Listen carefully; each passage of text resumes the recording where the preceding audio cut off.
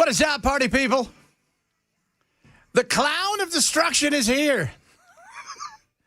I'm ready to roll. We get into it there, Ken, is what I'm trying to tell you. That is pretty creepy looking, Brother Chad. We get absolutely into it.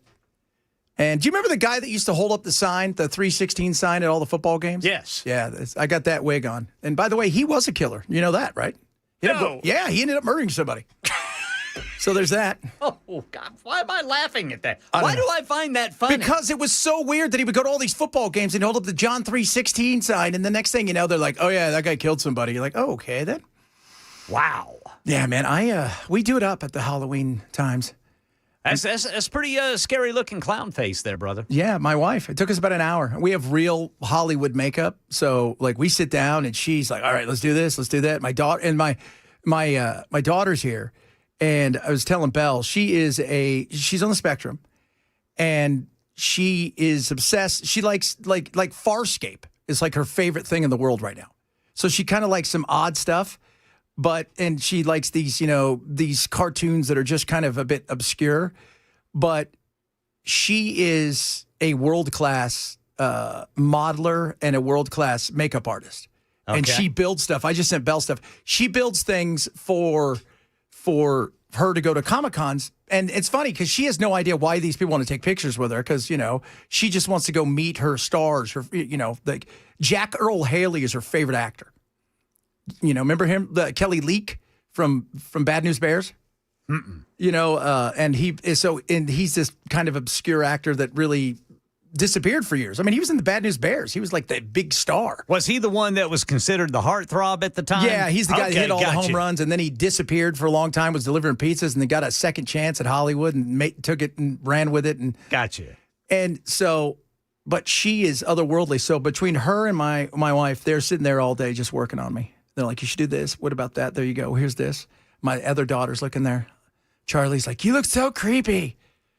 I love it. We get into it. That's what I tell everybody. I love Halloween. And clowns are creepy anyways. Yeah, they can be. It's that whole thing of, you're probably not well. How do you think clowns feel when they're all packed in the clown car together? You think they scare each other? They probably go, we all stink because we all are traveling weirdos. So when I was in Palm Springs, there was a famous clown family that lived there, and they were on the Red Skeleton Show for years. And the mother and father died, but the son was still around. He would dress up every single day, and he would just wander around Palm Springs. And he would hand out stuff, and he would just go to restaurants. Like, it was so bizarre, but everybody kind of knew him. What would he hand out? Like, he'd have, candy, and he would hand out, like, buttons and stuff like this. Right. It was so weird. It was bizarre. But, they are kind of creepy looking. I'm not going to lie to you. I love it. It's creepy. You know what, though? That being said, later on, an hour from now, we got a guy coming in who's actually he writes books, historical books about hauntings. And he's got all of these cool hauntings and myths and folklore from the South, which I think is going to be awesome. Ah, cool. Yesterday, so we're getting close. I don't know if you guys are aware of this. The government's still closed. Yeah. And that's hilariously bad for us. But do you want to know what the South is? I was trying to tell my friends what the South is like. Because everybody's like, what's the South like? I said, it's the greatest place in the world. I said, but they take a few things a little bit more serious than a lot of us. And one of those things is football. Football, baby, football. And I say that because yesterday, the governor, Landry, of Louisiana, and you know who he is. If you've never heard him talk, by the way, it's everything that you want somebody from Louisiana to sound like. Oh, yeah. He was having his big meeting and about, okay, we're gonna fill in the gaps for Snap. We're doing all this stuff.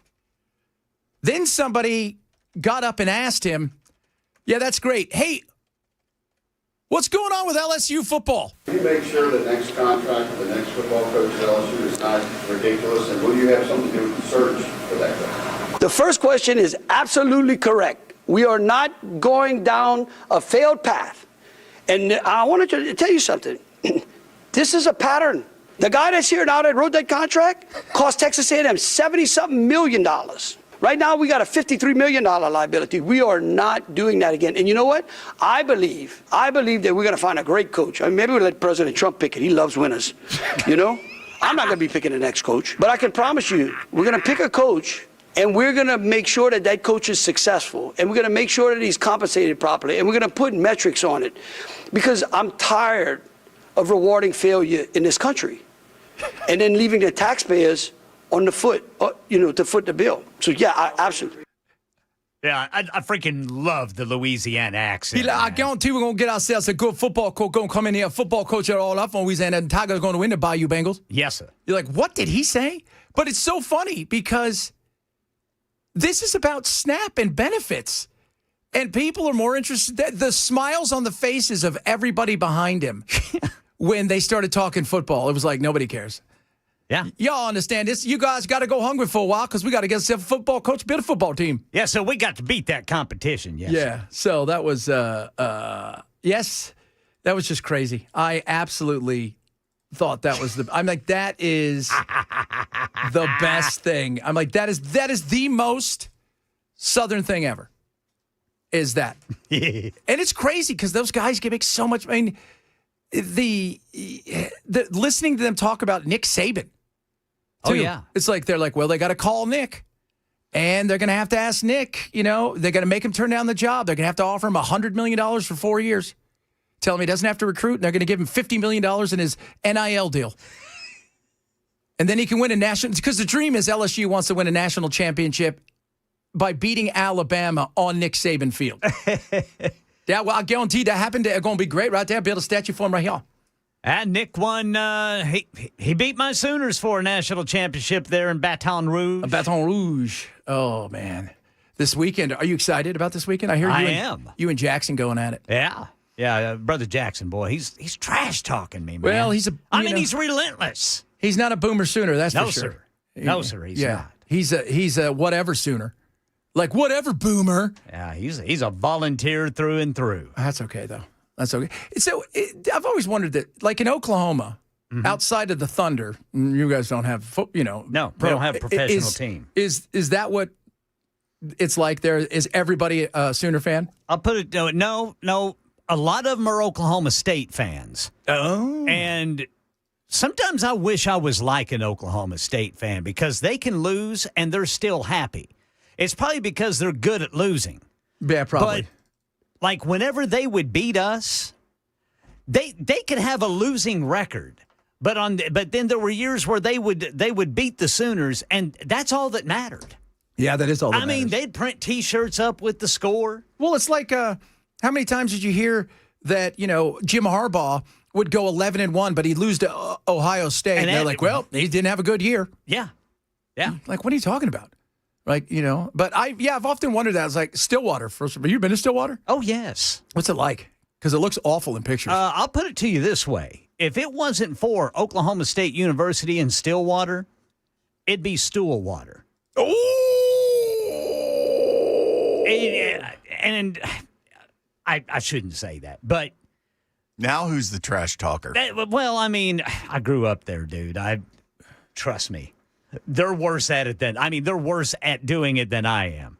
But, yeah, that town, it would just be another little town with a population of about 6,000 people if it wasn't for that university. Oh, man, I tell you, you like your trash talking, though, man. There's a big old pig farm as you're driving into Stillwater from the west. Oh, I thought that was a school.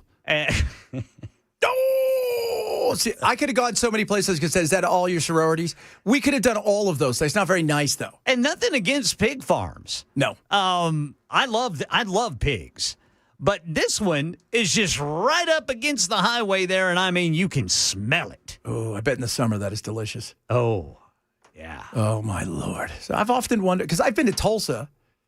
Tulsa, yeah. Especially when I was a little kid, my dad played for the Cardinals, and he was in their organization. I think they were double or triple-A at that time. AAA, yeah. At that time. So we were there but I was there as a kid. And I've been there on a few other occasions, and I thought, oh, this is nice. I could live in Tulsa, It's better than it was whenever I was there. Yeah. Well, it's improved a bit. It's improved. I mean, I always tell you, because my friends always ask me, what's it like out there? Because they come out to visit. But, you come out to visit, you go to Broadway. It's like people come to L.A., they go to Hollywood. And it's like Burbank and Hollywood is not California. Or they go to the beach. That's not real life. Right. Let us take you to the homeless. Huh? Or the Rainbow Bar and Grill. Yeah, the Rainbow Bar and Grill. Yeah, they go there, the old day, the Brown Derby or whatever. It's like, that's not real. But I just say, you've never met nicer people in the world. And I said the same thing about Texas when I lived there. Because the first time I went to Texas, my friends thought, oh, you're going to go, California, you're going to go meet the most racist people of all. I'm like, I've never met a better group of people. It's the same thing here, outside of a few Texters. Best parts of Oklahoma are outside of Oklahoma City and Tulsa. You get off the interstates and off in the woods. That's what I love about Oklahoma. Yeah, and you could probably shoot all the turtles you want. Nobody cares. You can shoot anything you want. You can fish anything you want. Nobody bothers you. I freaking love it. I love it. Yes, Bill. I never experienced or saw much, if any, racism when I lived in Texas. No. Because if you're a white person and you want to be racist, there's probably a Mexican guy right 5 feet away that's going to kick your ass. Probably, yeah. Town I grew up in for a while there in East Texas, whites, we were the minority. Yeah. And, I mean, man, I had a lot of black friends in East Texas, and I loved them. Yeah. And I'm still in contact with at least one of them. And amongst us kids, there was no racism. No. We joke with each other. What you're supposed to do. Yeah, I mean, we joke with each other about it, but it didn't mean anything. No. You're supposed to. Like one of my best friends in the world, Harold, he's black, and I have him telling me, hey, did you know you're black? He figured it out. But we grew up playing soccer together. I mean, we've known each other for 40 years. And we used to joke with him all the time. And the way that some people look, he's like, oh, my God. I'm like, you don't understand. This guy, we would fight for him. He would fight for us. What are we going to do? Not joke? We're going to joke with each other. We're going to leave him out? Yeah. Because, we don't know. So it's a different world. And really, when we were kids, we didn't even think about it. No, we didn't. It just was not a thing. No, wasn't. And now, and then the left came and they decided to make everything a thing. Right. Everything, like our friend and yours, Kylie. She went to Brown, for those of you not keeping score. As you can tell, I'm dressed up to the nines today. We got a lot of stuff to talk about today. I'm going to talk about Sudan in a little while. And if you guys have no idea what's going on in Sudan, you probably heard about the stuff happening in Nigeria and, of course, obviously Palestine and, of course, Ukraine. What's happening in Sudan is everyone's talking about the best thing that I could say about this is hopefully this is the worst that could happen at this moment in time. But the reality is I think far more worse is coming. And this is the worst stuff you've ever seen in your life. The kind of stuff that would even make the ISIS go, oh, my God, it is that bad. So we are so blessed to live here. We got some stuff going on with Snap. We'll talk a little bit about that. The truth about Snap. Because I've heard I've got sent so many things. Look at this. And I'm like, okay, where's the truth in who's on Snap? Because I think it's important we figure that out. A bunch of other goodies on the way as well. If you're missing the show, shame on you. Grab the podcast. Otherwise, I might get you. Chad Benson Show, Super Talk 99.7.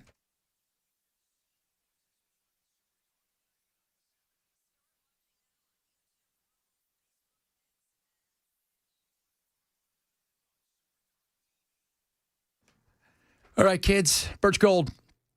Right now, opportunity for you to get some free silver round, commemorating the Gadsden American flags when you buy $5,000 worth of gold from Birch Gold. Why gold? Gold's been up almost 60% for the year. The dollar, still a little weak. We got some inflation, but there's global issues, and let's not forget about AI as well. And could we be hitting a bubble at some point in time? So what I want you to do, find out if gold is right for you. Precious metals have been around forever. Gold is one of those things that's a finite amount. And let me tell you something, it is an amazing thing to have as a just in case, whether it's a zombie apocalypse or if there's a pop when it comes to the market. Check out what they can do for you. So maybe you got an IRA or 401k and you've had it elsewhere and you think, I don't know what to do with this. They can move it over to a tax-sheltered IRA backed by gold. Or maybe you just want the physical. Again, Birch can do it all. AAA rated by the Better Business Bureau. Do this. Text the word Benson to 989898 now. That's 98 9898. You text the word Benson. That's all you do. They're going to send you out the info kit, let you take a listen, let you take a look at everything. They're amazing. They treat my family amazing. They treat me amazing. You will love what they do. That's Birch Gold. Text the word Benson to 989898 now.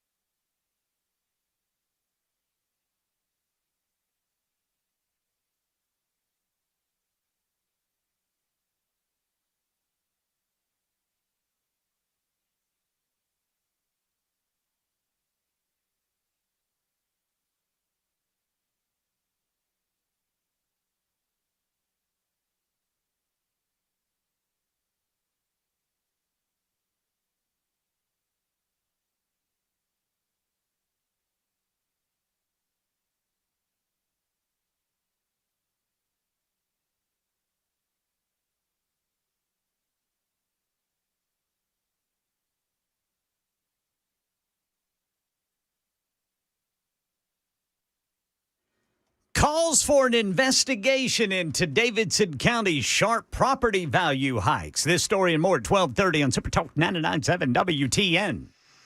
Wonder what that could be. Do we know if Nick Weems still has a job? He does. I saw that they did an update yesterday, and they got him out in front of the station as he was released, and he looked like he's like, I don't know what happened. And look, in fairness, Weems had to do this. He didn't tell him. He didn't put out the warrant. He didn't do that. That was the DA. The DA should pay the price for this. And it was embarrassing. And they should be embarrassed. They locked him up over a stupid meme that had zero threat in it. All the while, you're thinking, okay, maybe you're going to at least release him on his own recognizance. Nope, a $2 million bail. But if he took it down, we'd let him go. Oh, that would stop him if you really think he's going to do something? I'm telling you, man, that interview, it was all over the place. Somebody is going to sue. Oh, there's going to be a lawsuit. Oh, he's probably got 100 lawyers that have called his wife, said, I'll take it, we'll split whatever. You don't have to pay a thing. I want the publicity. It is insane. They're going to settle with him as fast as possible. They're like, did we get our budget in for the year? We may have to redo it. Usually when you take a lawyer on contingency and they'll take their pay on the back end, they usually get about 30% of what they collect for you. Yeah. There's somebody out there going, I'll only take 20 if you'll just let me represent you. Yeah. Let me represent you in what will be called the easiest thing I'm going to do, because you violated a whole bunch of rights. Plus, he lost his job. Well, and mistake me if I'm wrong, but in Phil Williams' interview, the sheriff seems to admit that, yeah, we knew it wasn't a He real said that threat. in the middle of it. He goes, you realize he's not a danger. He goes, oh, yeah, we realize that. That right there, the interview should it. stop. Do you want to let him out now? I can drive him home. That's what's going to do that county in, man. That's why Sheriff Weems is in trouble. Sheriff Weems probably good. They were going, why were you talking to him? Why? Because nobody else was, and we were becoming the laughing stock. I did it on my show day. I got so many people texting, goes, how stupid is the place that you think your town is that they can't understand that was a meme and that represented zero threat to anything? That was also not a helper that he said that. Well, our people here just didn't get it. Yeah. And then he said, We got some mentally challenged folks. I got to protect them. yeah, then he said, he goes, well, how selfish is it of him to not take that down? He didn't have to take it down. It's free speech. He didn't threaten like that lady at Lipscomb's like, I'm going to blow this effing place up. That's a threat. That's a threat. She's facing 2 felonies, from what I understand. Yeah. We shall see how she fares. But Has she been given bond yet? Do we know what it is? I do not know. I hope it's $2 million. It's only fair. If That's she it. was in Perry County, it'd be $28 billion. I bet you it's not $2 million. No, it's probably not. They probably released her on her own recognizance. Probably. I was so shocked by that. Like, I had to check that story like 10 times. I'm like, there's no way that's happening in America. There's no way that is happening in America, that you lock somebody up on a meme where the president said something and all you did was retweet the meme. That's it. And I like how he goes, well, I've always been an a-hole, but that's not a crime. It's not a crime. That's what the cop said. Well, that's not a crime. Oh, and I saw the funny thing, the thing they ran last night, Phil Williams, they sent over originally the local department. Well, I forgot where he's lived. So they sent them over originally. And he comes out, he's like, dude, are you here, Mr. Larry? He goes, yeah, I'm here. He goes, they just wanted me to make sure you were here. He goes, what's it about? Because it's Charlie Kirk's. I guess, to be honest, man, I have no idea. I don't even know why they sent me here. But they asked if we'd come see if you were here. That's it. I don't know why. He goes, something to do with Facebook. He goes, I don't know. He goes, I don't care. Well, and then the cop, Yeah. once they get him to the jail, he says, hold on. He says, I gotta tell you exactly what he pulls out a piece of paper and reads the charges to him. And he just says, and the guy says, I didn't do that. He says, I'm not saying you did or not. I'm just doing my job. Yeah. And I've got to read to you what's on this. This is the kind of thing, though, that this DA needs to be hammered hard for this. Yeah. Because if he's not taught a lesson and put in a position where he has to acknowledge that he broke someone's rights, their constitutional rights, people are going to look at like, oh, well, they didn't do anything about it, so I guess it's okay if we pull it again. Yeah, no, you have to send a message to the DA, because not only that, he's going to cost you money. This wasn't somebody where you're charging with 4 felonies when really he did 1 felony and you had the right to arrest him. You violated his civil rights, and then you put him in jail, put an obscene amount of money on for his bail, and he lost his job. And if it wasn't for Phil Williams really taking this thing where it ended up on several different places, there's a chance this thing could have gone on for a long time, and he wasn't going to be in court again till the 15th of December? Yes. My God. And the other thing is, what judge decided $2 million was the bond that this guy should have? Because not just the DA, what judge didn't look at this and go, yeah, you're violating his rights. Dude, you can leave. There's got to be something else to this. There is. There has to be. Got to be some sort of history or something. I don't know. I mean, it feels like there has to. It feels like somebody did somebody wrong song is what it was. I remember that song. Oh, I'm like, I don't think that's good or English. It's not good or English at all. Coming up, a lot of stuff to get to today on this most festive shows. Tomorrow's going to be super festive. I don't even know. I've got somebody asked me, how many outfits do you have? I said, you don't want to know. I said, let's just say I have way too much, and it's only a quarter of what I've got. I'm like Johnny Depp. I like dressing up. That's all I'm telling you. All right, coming up, some more on Snap. We'll talk a little bit about that. Who's on it, who's not. Because the stuff that goes in and around, life is very nuanced, and people don't understand that. And the stuff that's being told by everybody is, so much of it's crap. So we like to give it to you straight here. Sometimes you don't like it, and sometimes you appreciate it. It's Chad Benson Show, Super Talk 99.7.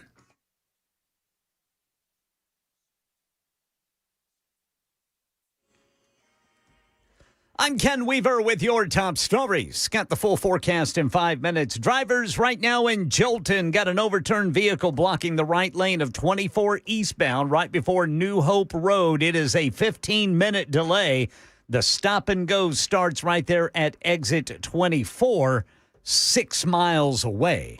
Right now in Tennessee, State House Speaker Cameron Sexton wants the state to investigate Davidson County's sharp property value hikes. He says the increases, some topping $45 million, could hurt local businesses and overwhelm the appeals system.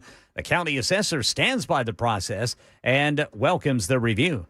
The shutdown putting a strain on the nation's air traffic controllers. Talking about the government shutdown, but Doug Crulin, President and CEO at Nashville International Airport, telling WTN's Nashville's Morning News with Dan Mandis, air traffic controllers there have good reason to call in sick if they do. You know, I can imagine it's also very stressful. You know, everybody, including myself, we all have bills that we have to pay and food to put on the table and that. So, you know, they may take, sick at times for just the stress that they have to deal with. Yesterday, the National Air Traffic Controllers Association said the system's being put under intense strain by the government shutdown.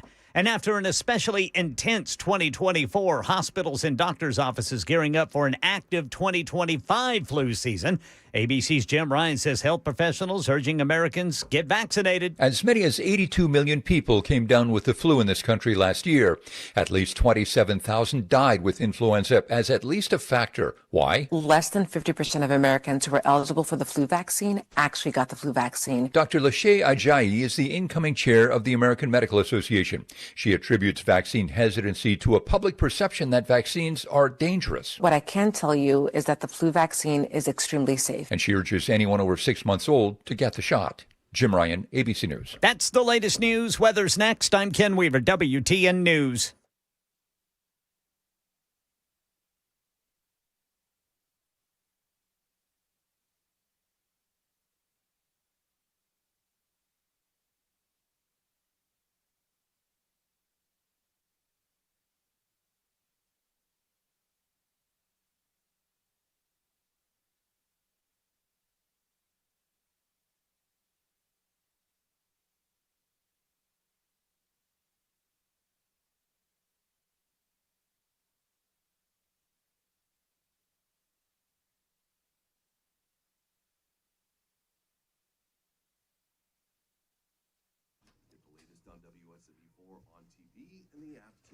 The Wellness Institute of Nashville. They're amazing.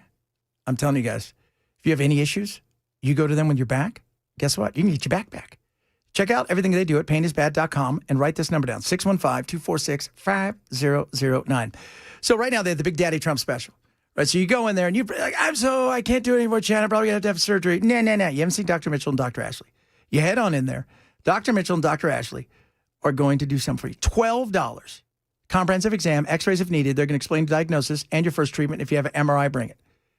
So if you're thinking to yourself, well, Chad, I've got sciatic really bad, slipped and bulging spinal disc, herniated disc. What can they do for me? So much. That's why they're amazing. Their technology is second to none, and their knowledge is incredible. So if you've given up, don't. There's no surgery. There's no spinal injections, no painkillers. This is what they do, and they're the best around at it. I swear by them. It's the Wellness Institute of Nashville. Check them out online at painisbad.com or call 615-246-5009, 615-246-5009.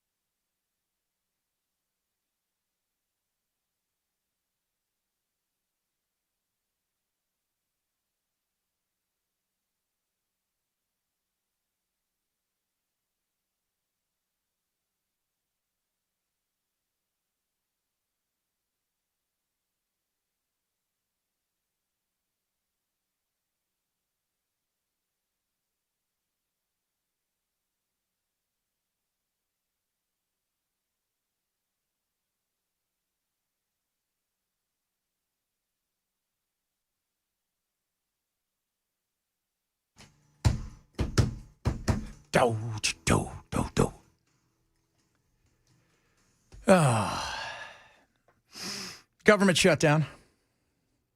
It's going to be very interesting to see. This is the weekend where they all recognize, okay, this is it.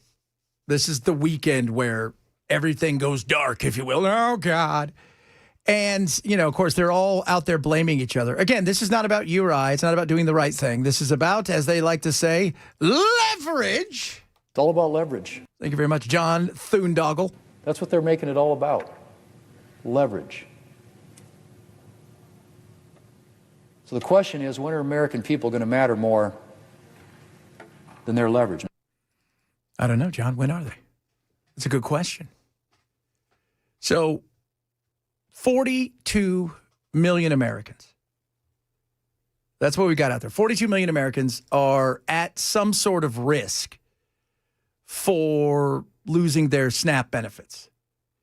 And there are so many things out there that I've been sent over the last couple of days that I sit there and I go, we always say it, guys. It's if you can see me, I'm holding up my phone. It's not hard. Just to check and go, okay, who really gets SNAP? Now, I like Ben Patrick David, but he shared this yesterday. And I thought, that's not true. But they share it as if it's true, and they talk about it. It's like you did no research. Take a look at this chart, by the way. This is a chart, Tom, that shows food stamps by ethnicity. Yeah, who's on SNAP and what is their citizenship status? $7.8 billion on a monthly on SNAP. If illegals were removed from SNAP, the cost would reduce 70%. Oh, my God. Is what they're saying. Zoom in a little bit, Rob. Take a look at this. Okay, zoom in a little bit. Percentage of U.S. households receiving SNAP benefits, food stamps by ethnicity. Afghan, 46%. Somalia, 42%. Iraqi, 35%. Dominican, 34%. Caribbean, 28%. Native, 27%. Puerto Rican, 27%. Cuban, 25%. Black, 25%. Arab, 24%. Cambodian, 23%. Haitian, Pacific Islander, Honduras. Armenians made it under, 19%. Bangladesh, Moroccan, Mexican, 18%. Seems like a lot more than 100%, but it is a... We all get that? It's like, you guys are at like 480%. Well, there's more than 100%. Oh, so it's very interesting. So I'm like, okay, none of that's true. It was put out there as if it's the gospel about the way that they've done, the way that they've framed this thing is like, that's it. Everybody, all these people are here illegally. But that's not true. And let's find out who's really on SNAP. So who's really on SNAP? Food stamps. SNAP stands for Supplemental Nutrition Assistance Program. 40% of people on SNAP are children. 16 million kids rely on SNAP.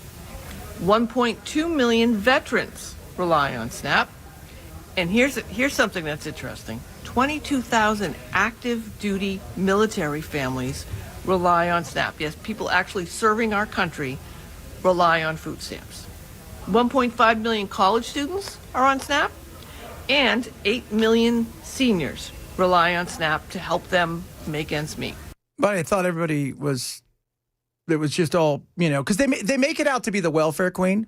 I'm not saying there's not people out there like that. I've been in line at stores, and I've seen people pull out their SNAP, the cards, and they're paying for groceries in this one, and then they got groceries behind that they're going to pay cash for. And yeah, that pisses me off. But a lot of kids on SNAP, right? And a lot of people have jobs. In fact, a good majority of the people have a job of some sort. Some have more than one job. So it's both sides paint this picture. And, this is why we always talk about our show. We have fun. We talk about it, but it's nuance. Everybody wants black and white. It's not black and white. It's gray in many ways. It may be darker in some areas or lighter in others, but the whole story is never told because everybody wants to win an argument rather than what's the truth.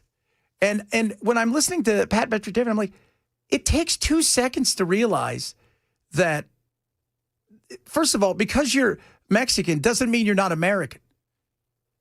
Right? You go through ethnicities. Yeah, that's what I found to be really, that just felt dishonest in the beginning because there are plenty of Mexicans that are American citizens. Hello. My grandfather was. I mean, he didn't use SNAP, but that wasn't that. My uncle, if you saw him, you're like, what is this guy? Look at they're Mexican, but no, he's an American, but you have Mexican heritage. I mean, is he trying to imply that Armenians aren't? We have no Armenian citizens. Yeah, that's the way it sounded. Like, oh, Afghans. Now, here's the other thing. If you've been here and you're here legally, after a certain amount of time, you also can get certain benefits. So to say that everybody on SNAP, the way they make it seem like it's 70% of SNAP is taken up by people that are here illegally, listen to this. And that's not true. Now, I like the truth. I know a lot of people don't. You know, we always joke here, you want your affirmation. We're probably not the group for you. But why can't you tell me the damn truth? That's all we ask. Just give it to us straight. Now, I don't know what's going to happen this weekend. Nothing's going to get done until at least Monday when they sit down and serious. And because part of that is everybody's already booked for the Sunday shows. That's very important. Everybody's booked for the Sunday shows. This is when you sell it. Right now, I would say in the lead a little bit is the Republicans. And part of the problem for the Democrats is they've got a fractured coalition because you've got the unions who are pushing the Democrats to get back in there because they're not on SNAP, the unions, right? These guys and gals who are making, great money in the unions and they're being represented. Most of them aren't SNAP and they all have their health benefits. So they're not worried. They want those people to go back to work. And so they're getting a lot of pressure from parts that you would think, oh, normally if it was any other time, they'd be behind the unions. The unions would be behind it, but not right now. Not right now at all. We move from there to this. Now, what's going on in Palestine has been horrific. Israel, horrific. What's going on in Ukraine is beyond horrific at times. The stuff that I've seen. Nigeria is awful with the Christians being killed. But what's going on in Sudan is arguably, there is no other crisis on the planet. And I'll tell you what, I was watching stuff the other day.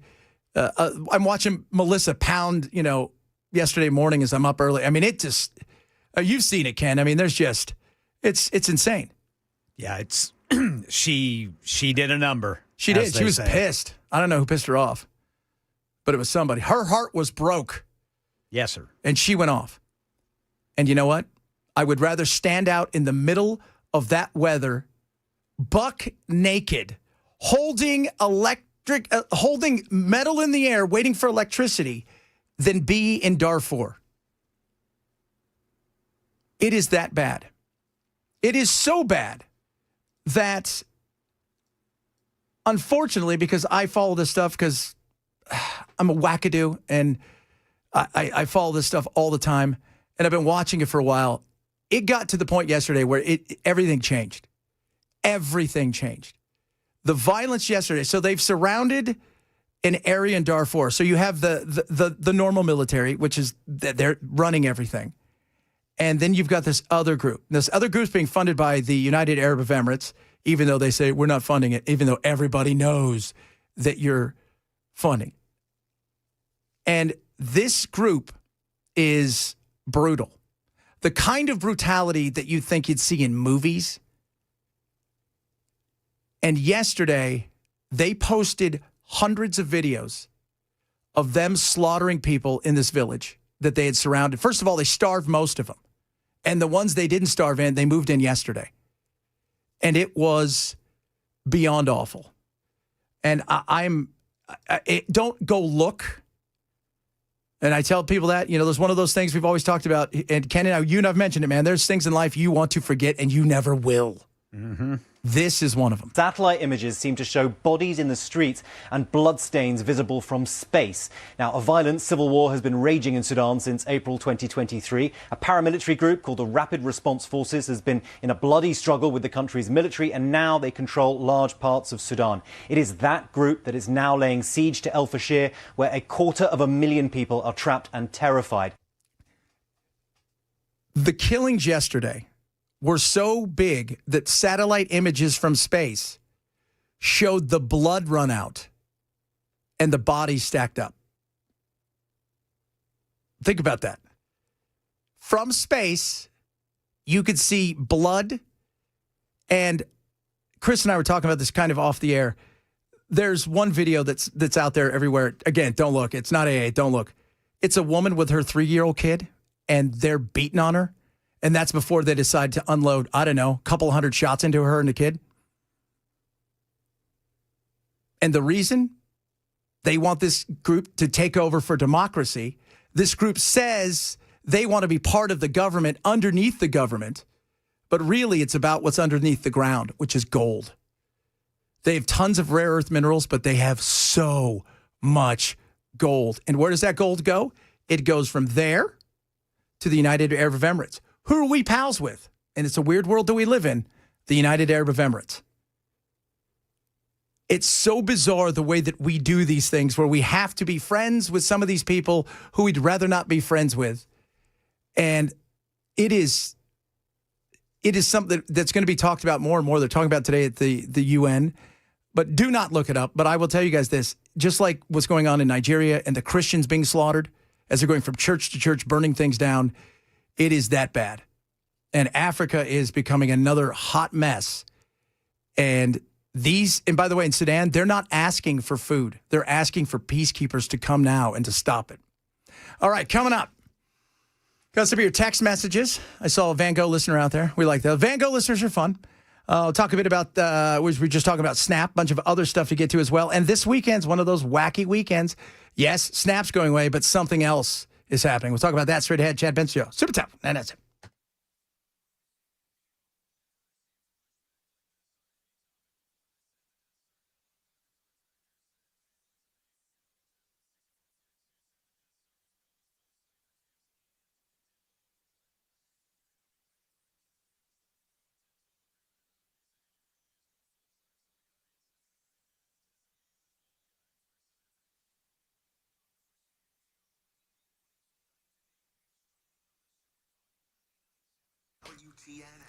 Prize Picks is awesome. Let me tell you something about Prize Picks. I play it and got my picks in for tonight. All right. Tua Tagovailoa. Do I think he'll pass for more than half a touchdown? Derrick Henry, will he rush for more than half a touchdown? It's more or less based on projected stats of players that you know and love across all the sports. It is easy to do, easy to play, and fun to win. Your lineup consists of 2 or more, all the way up to 6. You can win 2,000 times your money, and getting your money is absolutely easy. It takes just a second to get it. The withdrawals are fast and secure. Everything from Venmo, Apple Pay, MasterCard, and so much more. On top of all of that, I'm going to save you some. You download the app today. Use my code Chad. You play your first $5 lineup. And I just showed you how to do it. You get $50 instantly in lineups when you play your first $5 lineup. Instantly, right in your account when you play that first $5 lineup. So what are you waiting for? Download the Prize Picks app today. Use my code Chad to get $50 in lineups when you play your first $5 lineup. Prize Picks. It's good to be right. Must be 21 in Tennessee. Gambling problem, call 1-800-889-9789.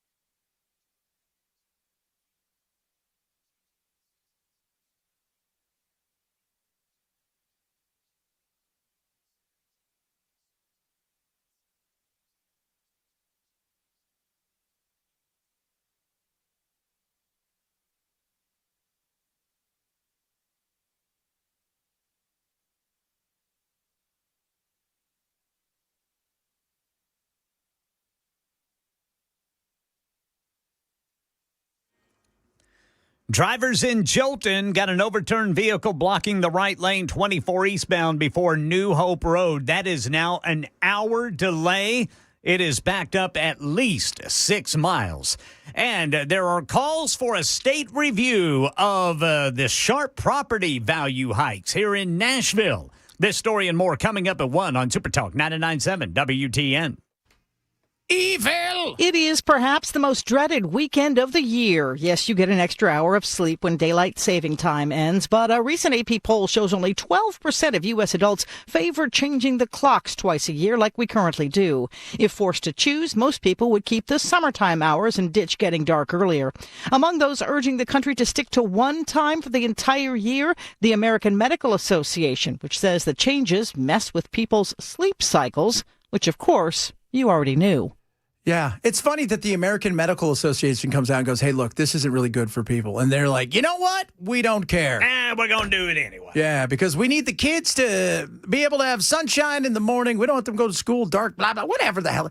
You know what? Pick a damn time and stick with it. Brother Chad, that's too simple. This is the one thing about Arizona I miss. They didn't change times. Didn't have to worry about it. Nope. We kept everything the same. We're 2 hours ahead today, but comes Sunday morning, we'll only be an hour ahead of them because we're falling back at them. Good God. It's just so ridiculous. Well, we do it because, and then, why? Even state, here's the thing, even if you're a state and you vote on it, you still have to go to Congress. Yeah, it's a congressional thing. So it's kind of a bizarre situation where you're like, hold on a second, we vote. Oh, yeah, that's right. We have to go. Congress has to approve whether or not we stay on sucky time or not. That's what they should call it. Sucky time. Although this is the one sucky time. You in East Coast time? Oh, on sucky time. Oh, because it went back. It is that weird thing, though, where this is like where everybody goes, okay, at least we get an extra hour this weekend. Right? But then the sun situation, that's the thing that sucks.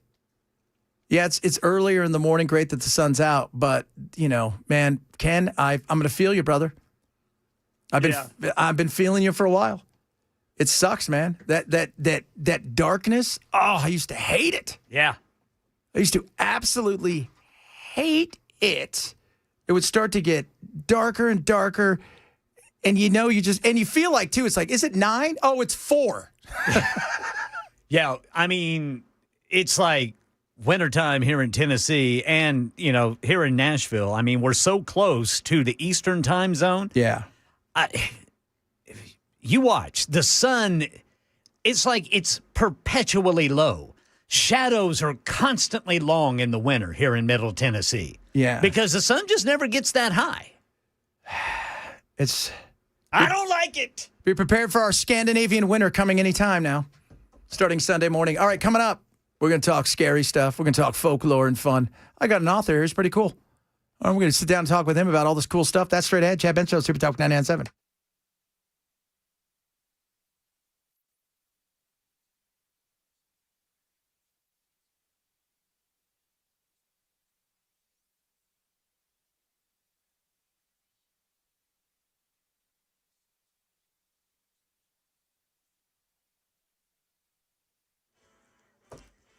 One o'clock on the dot. I'm Ken Weaver with your top stories, and we have got a major crash. Actually, it's just a major backup due to a crash north of Nashville, delaying people trying to get to Nashville by almost an hour. It's in Jolton. It is an overturned vehicle blocking the right lane at 24 eastbound right before New Hope Road. It's a 49-minute delay. And it is at least a 6 or 7 mile backup now. Right now in Nashville, Tennessee House Speaker Cameron Sexton calling for a state review of Davidson County's sharp property value hikes. He says the increases could hurt businesses, but Assessor Vivian Wilhoit defends the process, saying, "We followed a fair, state-mandated approach and welcome the review for transparency. Property owners can still appeal if they believe their valuation is too high." At Tennessee, U.S. Senator Marsha Blackburn telling WTN's Chris Hanshow the process is underway to take down the Obama-appointed federal judge and former special counsel Jack Smith for the way they handled the January 6th investigation against President Trump. We've already called on the House to begin impeachment proceedings on Judge Boasberg. He should be removed from the bench. Also, I led a letter with my colleagues to Attorney General Bondi to begin to refer Jack Smith and the other attorneys that worked on the Arctic Frost to the Office of Professional Conduct. Blackburn says that opens the door to disbarment for Smith. And the hours are ticking until the federal food assistance program known as SNAP runs out of money due to the government shutdown. That means 42 million Americans will stop getting assistance to buy food. Republicans say Democrats can stop it by voting for the temporary funding passed in the House. But Chuck Schumer says they're not budging until Obamacare tax subsidies are protected. Americans who work more than one job, Americans who live in red states will all be hurt. That's a fact. Then there's this new report that finds fast food is actually cheaper than cooking at home in cities like Nashville and Memphis. Researchers compared the cost of making a cheeseburger from scratch to buying one from a fast food chain, and in Nashville, it came out 54 cents cheaper, while in Memphis, the difference was 37 cents. Rising grocery prices driving the trend, though experts still recommend home cooking for better nutrition and portion control. That's the latest news. Weather's next. I'm Ken Weaver, WTN News.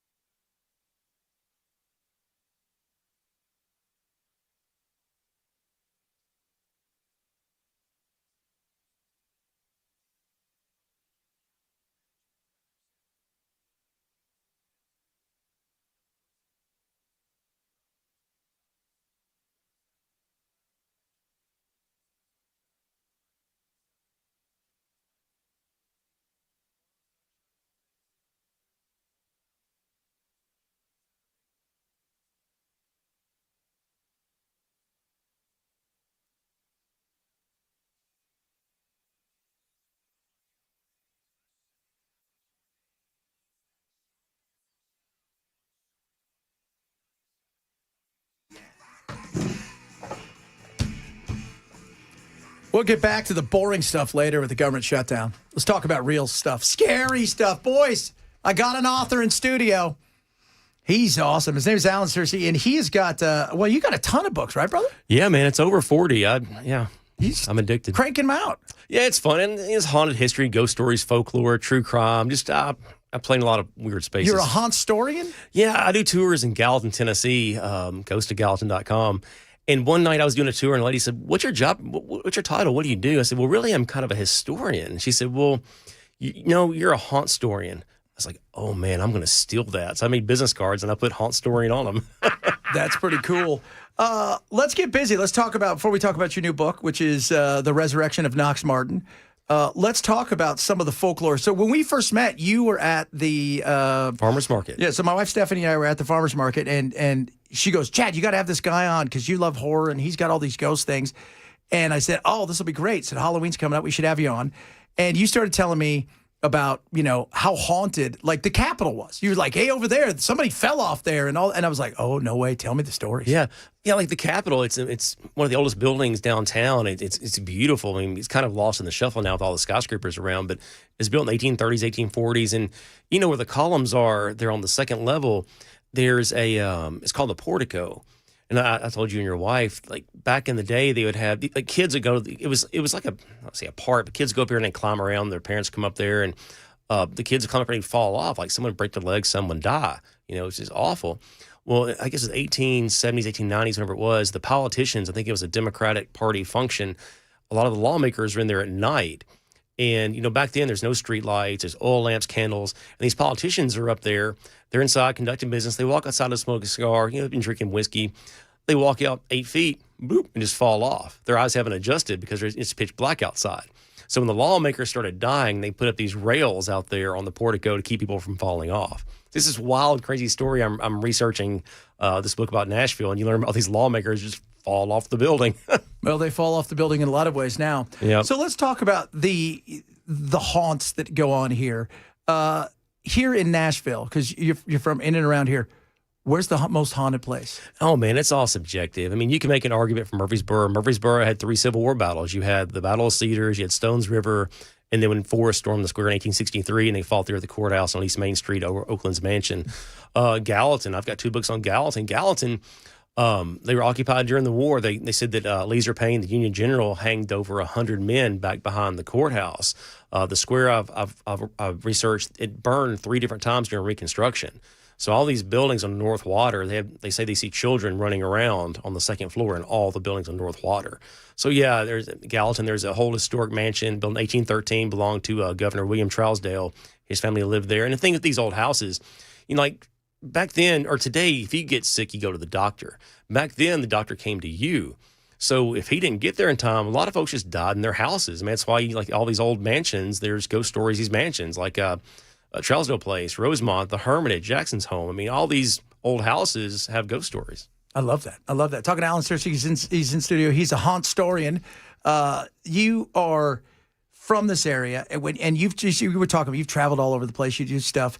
The hauntings in the South are very interesting because there is plenty of them. I'm from the West. We don't have a lot of hauntings because it's the West. We're not that old, right? Yeah. But the hauntings out here are tremendous, and partially because you also had the war out here. Yeah, and the Southeast Tennessee. I mean, the thing is, like in Middle Tennessee during the Civil War, I mean, you had a lot of Native American stuff, a lot of fires. Like something I've researched in these books before. I think it was 1851, but there's no fire codes in Middle Tennessee. So you have all these buildings made of wood on a square, like Nashville had a public square, Gallatin, Murfreesboro, Springfield, all these wooden buildings, and they're fighting the fires of bucket brigades. So by the time these bucket brigades, who are passing water from a creek or from a well, the whole block's just engulfed. So 1851 in the surrounding counties, Rutherford County, Sumner County, 1870s, 1890s, they finally had these codes where they started using bricks and stone. So yeah, fires are a big thing. But the Civil War, like February 1862, Fort Donelson, Fort Henry fell. The Union came from Dover area, Clarksville, came into Nashville. The mayor of Nashville gave up.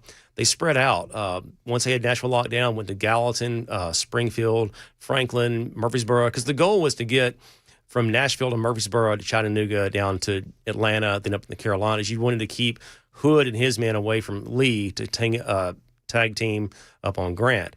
So that's what they did. It's how they ended the war. But yeah, it's so much conflict, so many battles, not just Middle Tennessee, but Shiloh, down towards Chattanooga, Battle of Lookout Mountain in Chattanooga. You had, Murfreesboro, we had 3 battles.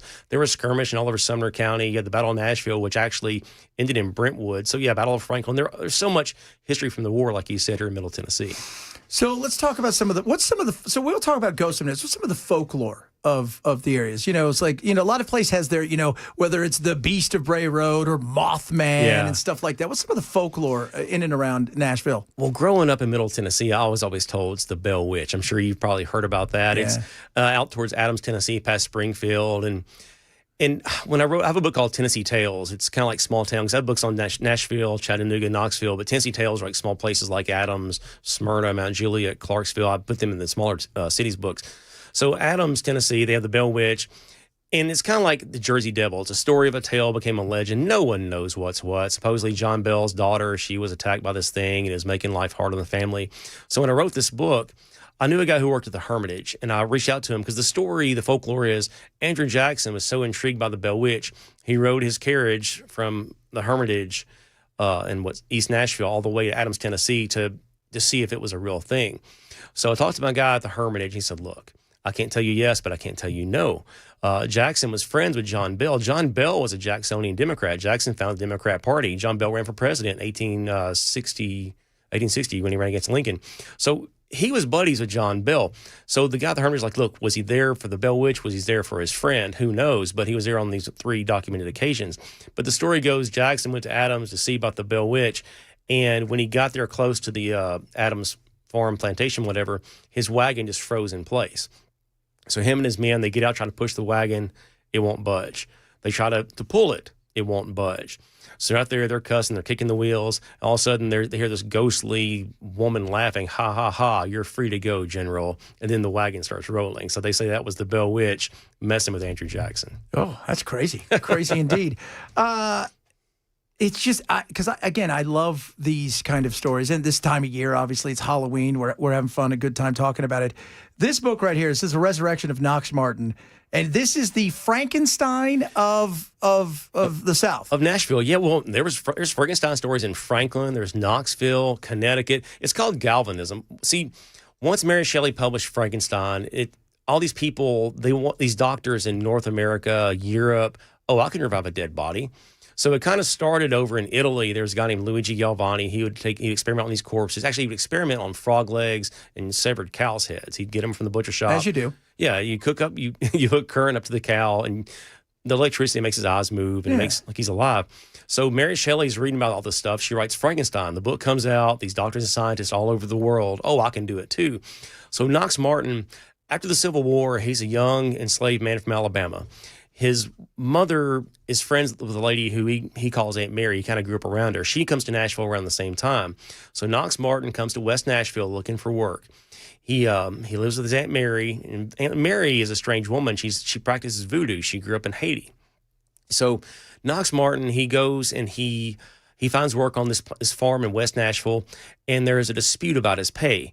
John Whitmer, the farmer, said, hey, I'll pay you this amount, but if you stay for 12 months, I'll agree to pay you a little bit more. So Knox, he takes the higher pay and agrees to stay for a year. Well, after a few months, he's saying, I want to go back home. Goes to John, hey, where's my pay? Well, you only get this amount.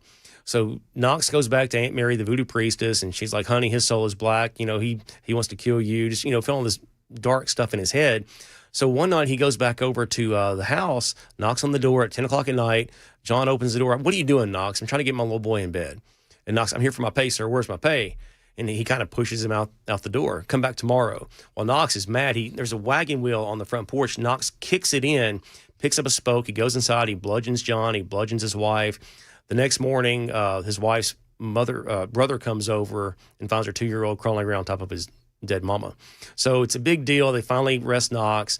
They throw him in jail in West Nashville. Well, how they caught him was he was wearing John Whitmer's coat on the ferry back across that night. So he kind of doomed himself because the ferry operator testified. Well, they throw him in jail while a lynch mob comes for him. So the sheriff's doing all they can. They get him out in the nick of time and move him. I think he went to Sumner County. He went to Rutherford County. They got him away from Nashville where the lynch mob just wanted to hang him. So they have a trial for him. And while he's waiting for his day in court, actually after he's found guilty, these doctors from Nashville, the old Lindsley Hall was the University of Nashville Medical College. These scientists come up to see Knox and said, hey, there's been all these experiments with electricity and there's all these new advances. Might bring you back. What do you think? We'll give you some silver if you let us have your body. What's he got to lose? He takes the deal. So they hang Knox. There's a field behind Tribeca. There's these 2 hills. There's a creek. Back then, an execution was like a carnival. It was a fair. People would sell roasted corn, apples. It was like thousands of people came to see Knox get hanged in this grim spectacle. So Knox, he's hanged. So after the trap drops and he breaks his neck, the doctors rush forward. Well, the sheriff's like, hey, get back. He knows what's about to take place. He wants him to hang just a little bit longer to make sure he's really dead. So finally they get the okay. They cut him down. They put him in a coffin. Well, they take him to this shed back behind the gallows. So they're back there in this shed, and there's thousands of people watching this. So a lot of them just rush to the shed. They start pulling the paneling off the walls. They climb on the roof, pull the roof off. They're watching what's going to happen. So they have a galvanized battery, which is 2 cylinders with some chemicals they mix up. And once it's activated, these wires, they put them on his spine and his temple. Knox sits up off the table. His eyes move. His mouth moves like he's trying to speak. His arms are kind of flailing around. And really, it's the electricity going through his body. But for like 45 seconds, he gives the illusion of being alive to these, few 100,000 people who are watching what's going on. So eventually the battery wears off. He falls back limp. They take it and throw him back in a coffin. They take him to Lindsley Hall, which is now part of the Ben West complex in Nashville. So they go to Lindsley Hall.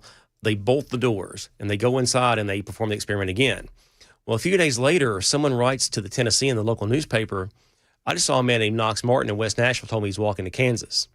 The next day, someone writes a letter to the Tennessean, hey, I saw a guy named Knox Martin who's walking home to Alabama. The doctors who performed the experiment got a letter from someone, hey, I met a man in Nashville who told me that you revived him. Is this true?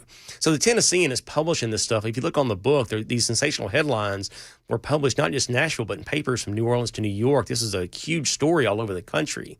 And a few days after that, all the headlines come in. Someone sends a rope and a tintype photograph of Knox taken in prison to someone who sat on the jury that found him guilty. So all this weird, wild stuff's going on in Nashville. Like for a month or two, Nashville's buzzing. Knox Martin is alive. So, I'm 99.999% sure the Tennesseans just trying to sell newspapers.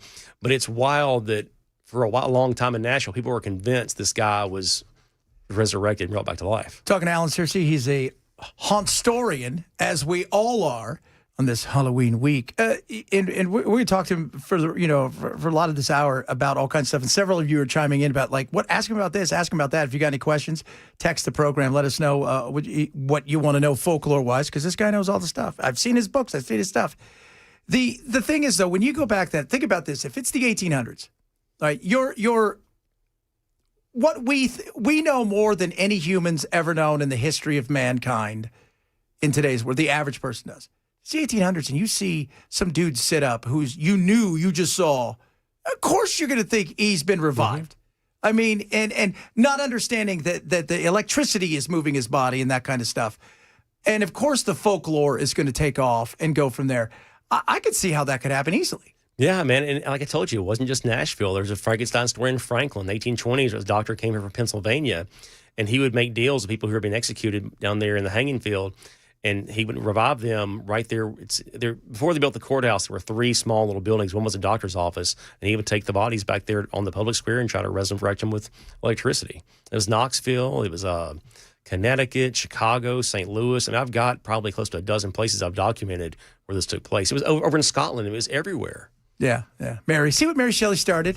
And, of course, there's that new Frankenstein that's coming out. I think might be out tomorrow. Is that one new Guillermo del Toro? Yeah. We got to think, though, when Mary Shelley published that book, that was the first science fiction novel in the world. Yeah. So it's like a whole new genre, and like people are reading this stuff. They're used to reading the Bible or pamphlets about Scripture. What in the world is this? Reviving dead bodies? I got to try that. Yeah, well, I got to try it at home. Alan Searcy's with us. He's an author. His new book's called The Resurrection of Knox Martin. He's going to stay with us for a bit. It is absolutely... We got so much stuff to talk about because I love this stuff. I like the creepy stuff. Several of you have been asking questions. We'll ask Alan straight ahead. A lot of other stuff to get to. Next hour, we'll get back to the politics and the stuff. This is the fun stuff, kids. This is what we're all about here. Chad Bench Show, Super Talk 99.7.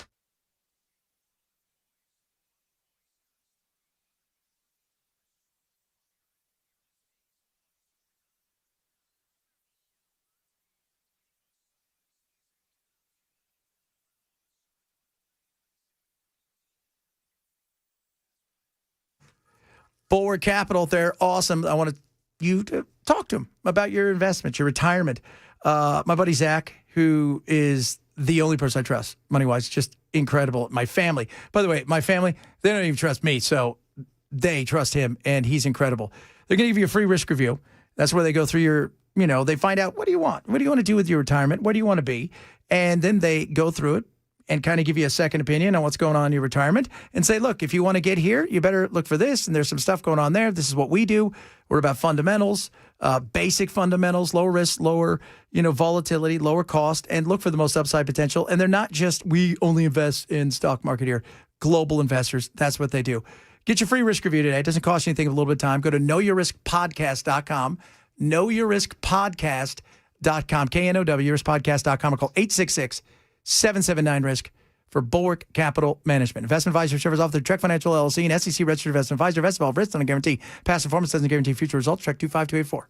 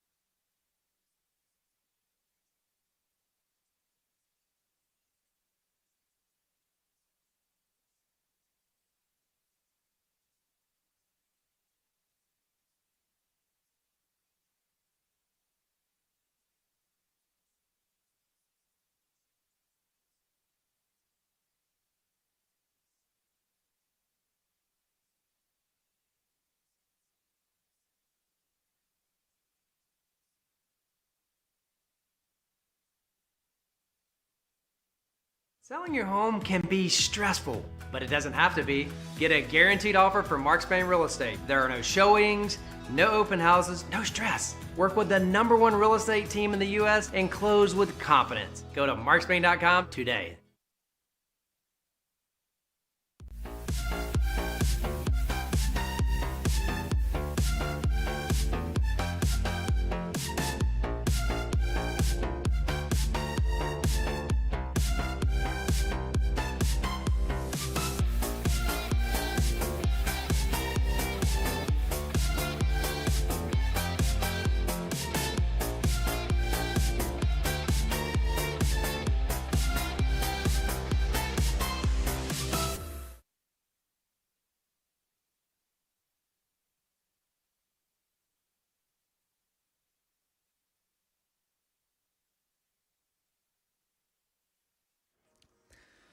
All right, drivers, the slowdown in Jolton, not as bad as it was, but we still have an overturned vehicle blocking the right lane of 24 eastbound right before New Hope Road. It is down to a 12-minute delay. Last check, it was over an hour, but now just a 12-minute delay there at New Hope Road, eastbound 24.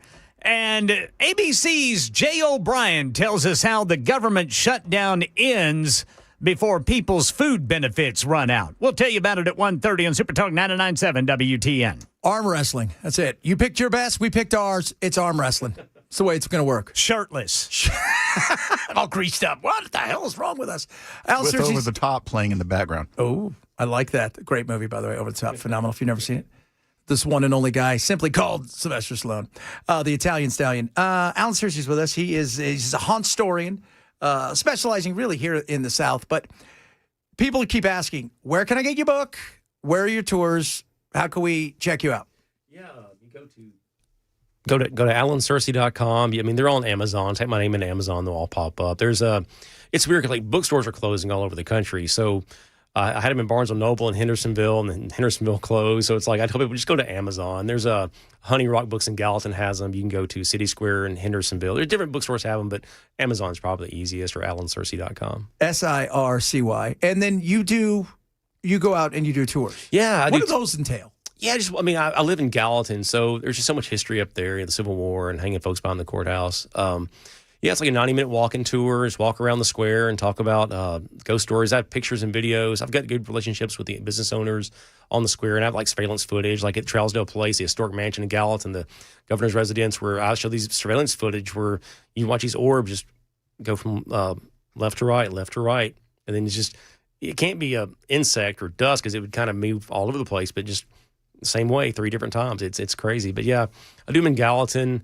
I've helped out with tours in Franklin. My buddy owns Franklin on Foot. They do a good job there. But I also do them in Hendersonville, Tennessee, hauntedhendersonville.com. I do those only on Sundays. And it's kind of the season. We're kind of winding down. But Goes to Gallatin, we're doing those Friday and Saturday night. And I can do private tours for 4 or more pretty much any time. That's awesome. Somebody wants to know, see, like some of these ghost things, I have no idea. Chuck McCloud? I don't know who ghost that is. I know, is he dead? Or are you messing with me? You guys might be messing with me because I don't know. People are talking about what's Car Creek Critter and all these kind of weird things. Because there's a lot of people. There's, like you said, the Bell Witch isn't just it out here. But Bigfoot. Several people asked me about Bigfoot. Yeah, and I have 2 books on cryptids, Fear and Folklore, American Monsters. And the thing is, like, you know, I lived in a haunted house in South Nashville. Like, I've had experiences, but like as far as like cryptids and monsters, I've never seen anything. And I kind of think if you want to see something, you're going to see something. But I have friends that I trust who swear they've had encounters out in the woods or they found these tracks. So it's like, where there's smoke, there's fire. I haven't seen it, but I don't really want to dismiss it because it hasn't happened to me, but who knows? I love it. You draw the line at Bigfoot, but you're cool with zombies and ghosts. I like that. That's solid. Somebody else wanted to know, if they found Knox again, would it be considered double jeopardy, and would they have hung him again? No. Well, and that was the thing, and I talk about it in the book because that was in the papers because they went to the judge and asked him, you know, because the law says, or the judge's ruling was hang by the neck until dead.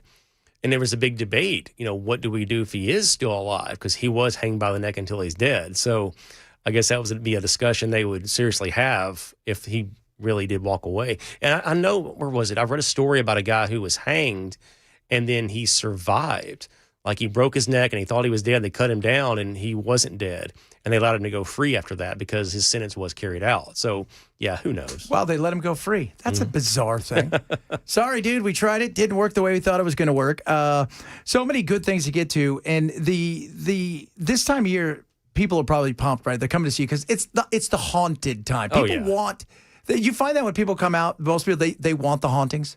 Oh, yeah, October is prime time, and it's really entertainment. And honestly, like the tour in the books, the book is a haunted history book. The tours are history tours in disguise. I mean, you kind of, like I'll tell you about the hauntings, but I'll tell you why it's haunted. I tie it all together. Like up there in Gallatin, you're walking around, you're walking through like a governor's mansion. So I tell about the Trousdale family, and like I'll tell you a wild story. So I started writing these books. I met a lady who's an empath. She can't see a ghost, but she can sense and feel them. So I brought her up there to tour the house. When I did the first Gallatin book, Goes to Gallatin, the director lived in East Tennessee. She came to town for 2 days at Christmas and locked the house up for 363 days. So when I wrote the second book, there's a new director. They're inviting me to come check out the place. So I go to the open house. I'm speaking on some ghost stuff. Well, I invited my empath friend. So unbeknownst to me, she invited a second empath friend to come to the open house. So her friend was like from the Dominican Republic. So we have the open house. I'll walk inside. The empath follows me. The lady from the Dominican crosses the threshold, walks in the entryway, and collapses in a heap right there in the middle of the floor. And I start freaking out. I run over and trying to help her get her bearings. And the whole time I'm tending to her, my empath friend's over in the corner of the entryway staring up. She said, "Oh, he's so sorry. He didn't mean to do this to you. He just feels terrible. What is going on?" So I get her friend up and running. We give her some water. She's okay. I asked the empath, "What just happened?" She said, "Well, there's an older white gentleman here, and he's intrigued by her. People from the Dominican Republic, they're not white, they're not black, they have a unique dark olive skin complexion, and he was intrigued by her. So when she walked through the entryway, the older white gentleman stepped forward, she passed through him, and because she's receptive, she's an empath, the energy just knocked her straight to the ground. It's one of the weirdest, wildest things I've ever seen. Well, I'm doing tours around the Gallatin Square 6 months later, and a guy took a picture of me walking up to the front of the house, and there's at the window above the door where this took place, there's like a man is peeking out. You know, could it be a light shining through the tree, reflecting on the grass? I don't know. But it's so weird because it happened just right there where that lady fell, and it's a man in the window. So who knows, man? Who knows? Alan Searcy's with us. We're talking about folklore. We're talking about hauntings. We talk a little bit more about it, about his process, also about some stuff that he's been through that may be creepy, which is always fun to have talk about, especially this time of year. It is the Chad Benson Show, Super Talk 99.7.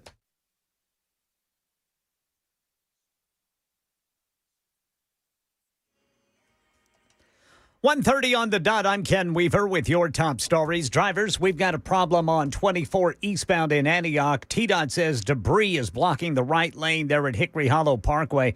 Still got a 7-minute delay in Jolton eastbound 24. Overturned vehicle blocking the right lane right there before New Hope Road. ABC's Jay O'Brien tells us how the government shutdown ends before this weekend when SNAP food benefits that help people pay for groceries run out. We've been asking members of both sides of the aisle, does there come a point where there needs to be some form of a conversation to end this and to stop the pain? And while we've seen Republicans and Democrats acknowledge that this weekend the pain of this shutdown is going to get a lot worse because SNAP runs out and because those premiums start to skyrocket when Obamacare open enrollment begins, it doesn't necessarily mean that there's going to be some kind of a resolution. Yeah, Tennessee has launched feedtn.org to help people find food resources as SNAP benefits pause starting Saturday. This site connects users with local food banks, donation centers, and volunteer opportunities by zip code or county. More than 300 nonprofits and faith-based groups are working statewide to support families in need. And for more help, you can dial 211 or visit your local food bank's website. Tennessee House Speaker Cameron Sexton urging a state review of Davidson County's dramatic property value increases. Some downtown properties saw jumps of more than $45 million, raising concerns about the impact of local businesses. Sexton says the appeals process is too slow, but County Assessor Vivian Wilhoit stands by the reappraisal. She says we followed a fair state-mandated approach and welcome the review for transparency. That's the latest news. Weather's next. I'm Ken Weaver, WTN News.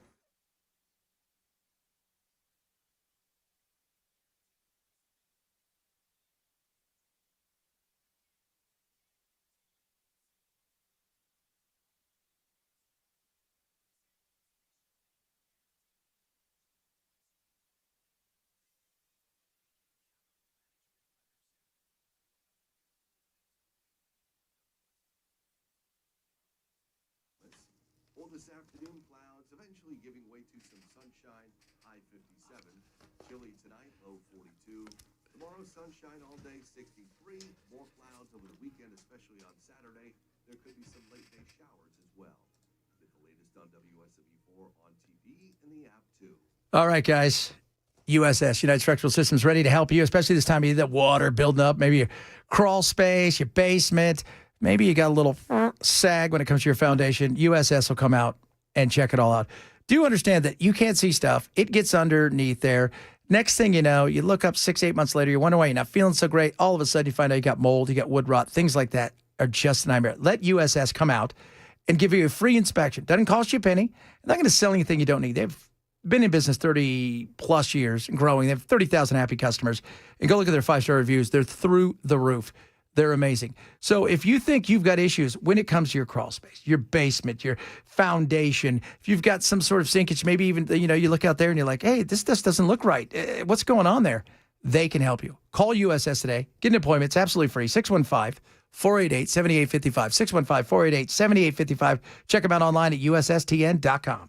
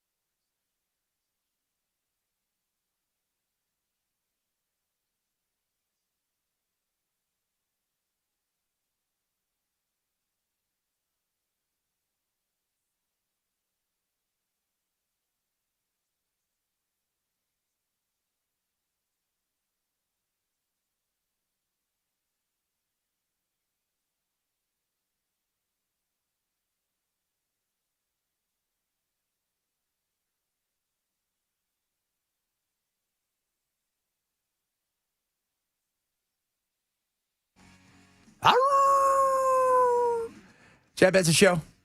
Alan Searcy, author, is with us, a Honkstorian. Several people have said Native Americans, the natives, whatever anybody wants to call them that's politically correct. Their stories are amazing. And you said you got to ask about Spearfinger. Yeah, so like Native American thing, that was like in the 1400s. This was like Cherokee, Shawnee, and Creek Indians, or Native Americans. They lived in this area. So Spearfinger was kind of like the Cherokee protector. It's this little old woman. She's made of stone, but you can't really tell it. So she's out there in the woods, and a Creek warrior sees her. He's not going to harm this little old harmless woman. So when he's disarmed, she'll unfurl her 8-inch long dagger Spearfinger and stick him in the heart. So when the Creek warrior drops, she drops to the ground. She tears open his stomach. She eats his liver. As you do. Yeah. So yeah, it's medium rare. So according to Cherokee folklore, once she eats his liver, she can take his shape. So she'll go to the Creek village and clean them out one by one. Oh. And that's how the Cherokee people were so dominant in the area. So I've taken this premise of the Cherokee protector Spearfinger, and I brought it to like present day in the screenplay I've written, where along the Cumberland River in Hendersonville, they're raising Native American burial grounds to build high-end subdivision by the water. So there's a surveyor out there one morning looking through his theodolite, and this dark form appears. Hey, who are you? You can't be out here. She gets him with the Spearfinger. So he drops, she eats his liver. The next day, there's a hunter out there in the woods, and the surveyor pulls up because she's taking his shape. Who are you? You don't see my hunting license? She gets him. So unbeknownst to her, because there was a murder the day before, there's a YouTuber out there filming in the woods, and she catches it, and it goes viral, and it's kind of off to the races. But yeah, I've got this script called about Spearfinger, and it's a lot of fun, and it's horror, thriller, and a lot of twists and turns, and it's got legs. It's kind of like Freddy Krueger. It's this untapped IP no one's ever done. But yeah, I'm trying to get that made. And so the story's told by the natives all the way through. How? Because I'm sure, again, Spirit. She was. You said that she had a rival to, was it Stone Dude? Or yeah, I don't think it was Stone Man. Dude. I like that one. So if you've seen The Matrix, you have Neo, you have Smith, the yin to the yang. They kind of they need each other to survive. They kind of counteract each other. So Spearfinger, she was so dominant. There was a guy named Stone Man, just a guy made of stone, and she was scared of him. He was leery of her. So they kind of kept each other in check. But yeah, the Stone Man, supposedly he could throw rocks at the Shawnee or the Creeks, or he would use rock formations he'd crumble them when they were marching under him. And he was also Cherokee. But Spearfinger was kind of careful of him. He was leery of her, and I bring him in the screenplay, and it's kind of playing off each other, and it sets up a sequel with the Stone Man. So there you go. Look at that. When you go do your research, it's interesting because you and I were talking about like how you go and do research, and it's like, I talk to people.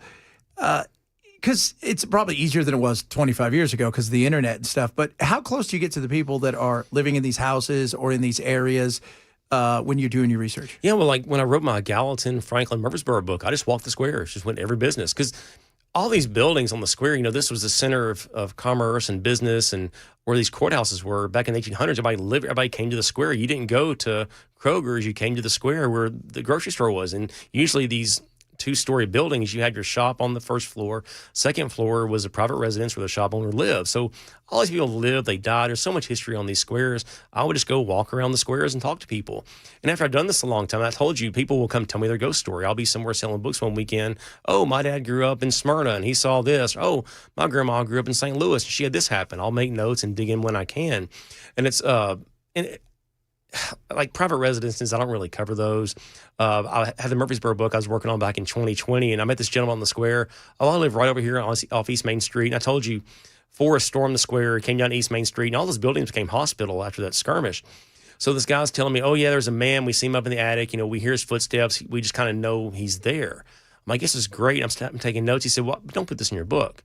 I said, why not? This is a fantastic story. He said, look, man, on Halloween, I don't want someone coming knocking on my door and say, hey, can I come inside and see your ghost? So I get it. If I had children, I wouldn't want someone writing about that too. The ghost side of things. Let's get serious now. You've done this for a long. How long have you been researching the creepy, the crawlies, the I ghosts? guess about 2012. I developed some apps years before I started doing the books. That's kind of how I started. What's the weirdest thing that's happened to you? Oh man, what's the one thing where you went and you thought, you know what? Having to sit in front of you and be interviewed. You know what? I don't know if I need that attitude for you, Bell. K, if that's your real name. But what is the thing? What's the thing where you've been somewhere and you thought, I feel uncomfortable. This is scaring me? Well, man, there's several different. I'll give you one of them. So Rosemont, this historic mansion in Gallatin, Tennessee, it belonged to Judge Josephus Congill. He was buddies with Jackson. He's prominent guy behind the scenes, a judge and a lawyer. Well, there's all kinds of ghost stories there. I've had some weird stuff happen. So one day I went to see the director about doing an event there. I walk up, I pull up in my car. I notice his Jeep is not parked out front like it usually is. Okay, he's around back. So I walk to the house. I walk to the front, to the breezeway on the side, and I walk down the stairs, and his Jeep's not there. Well, I look over in this reception hall, and I see a man in a fedora. This is July 20, 2021. I remember the day. I remember exactly what I was doing. A man in a fedora was turned to the side looking out the window, and I looked again, and the guy was gone. So I know I saw a man in a fedora. So I texted the director. I said, tell me I'm crazy, but there's a guy in a fedora in the reception hall. And he wrote back, oh, you saw Squire. Well, who in the world is Squire? So Judge Josephus Congill, I told you, was the guy who built it back in the 1850s.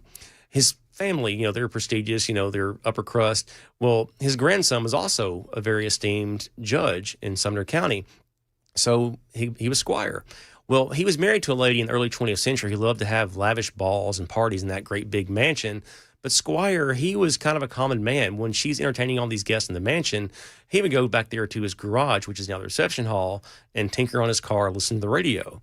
So I guess I'm kind of thinking maybe, in the afterlife, he's kind of where he wants to be in his happy place, tinkering on his car, listening to the radio, and that reception hall that was his garage. That's crazy. Yeah. People saying Waverly Hills, asking about South Tunnel near, Well, Waverly Hills, I saw something in broad daylight. If you know the history there, it's an old tuberculosis hospital.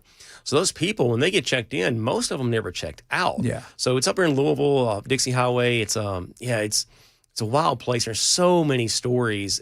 So I was there. I have a book on Louisville, Southern Ghost Stories Louisville. Came out in 2021, I think.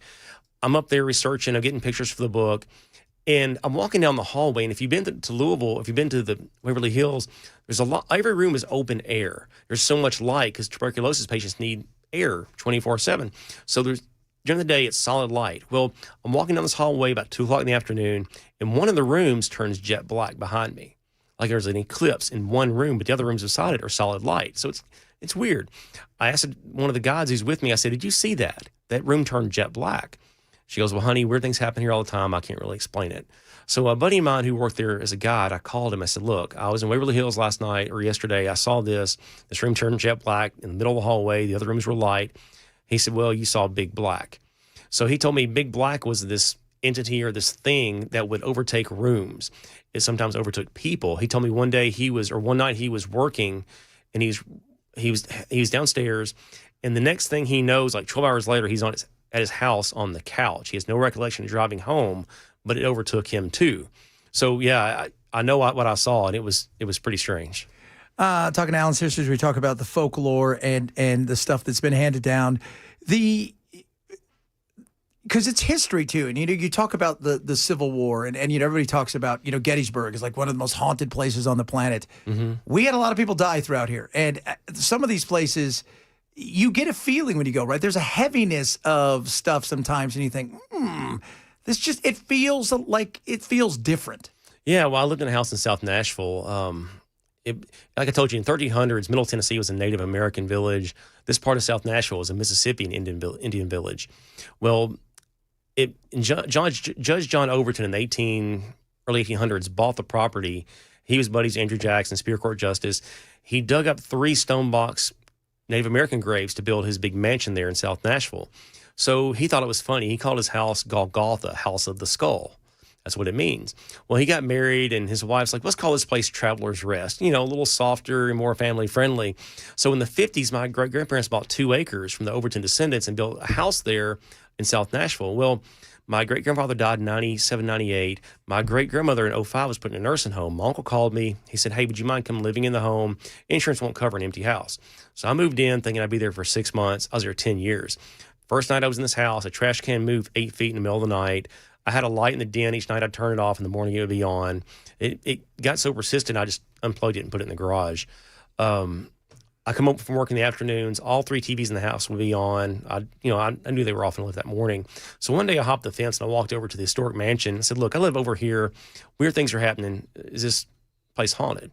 "Oh, sir, I can assure you over here we talk about the Native Americans, talk about the Overton family. No such thing as ghosts. You're wasting your time." Whatever. So I go to leave, hop the fence. Well, I see a lady pull up in her car. She's a volunteer. She's wearing the costume period attire. I said, "Hey, I live over here. Weird things are happening in the house, but they're saying there's no ghost stories here." She's like, "Honey, there's so many ghost stories here, but I'm not allowed to tell you about them."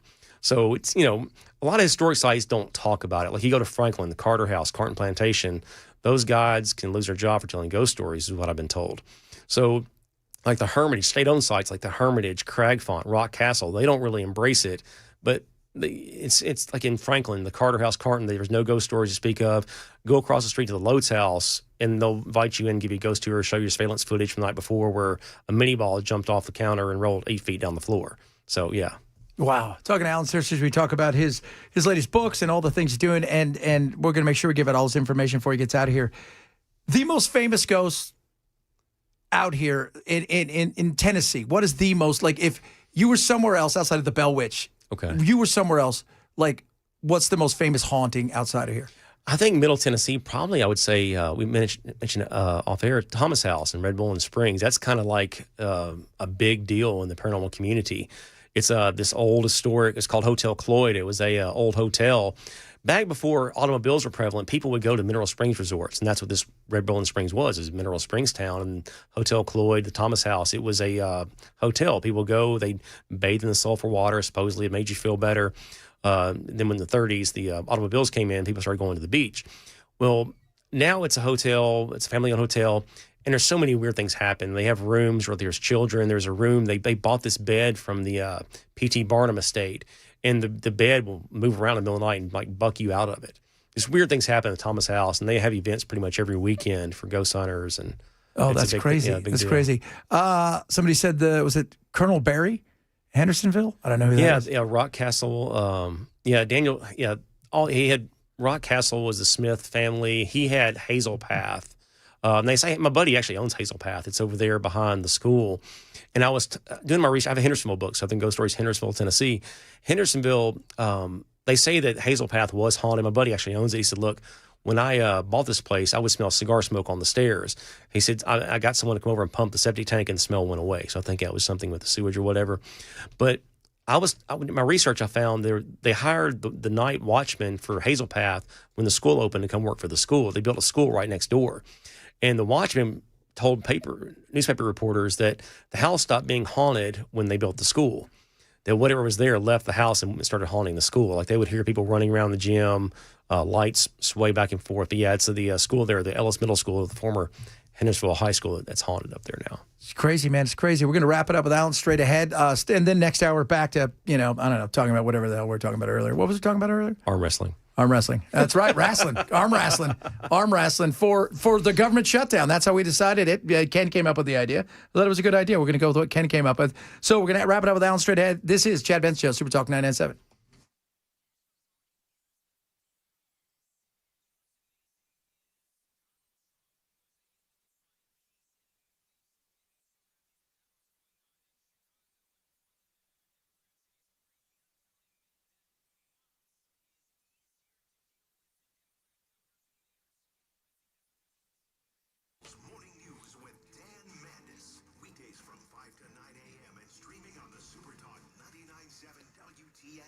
Relief Factor. Don't let yourself get no relief. Go to relieffactor.com. Grab yourself some Relief Factor. What is it? You take it every single day. It's 100% drug-free, research-based formula. It's got awesome stuff in it, like 4 key ingredients. It includes omega-3 fatty acids, which are awesome. Resveratrol, curcumin, and icariin each support the body's inflammatory response. As we get older, as we age, you know what? You take a nap sometimes, like my neck hurts, or, you work out, you pick a few things up. Oh, goodness me, I can't do anything.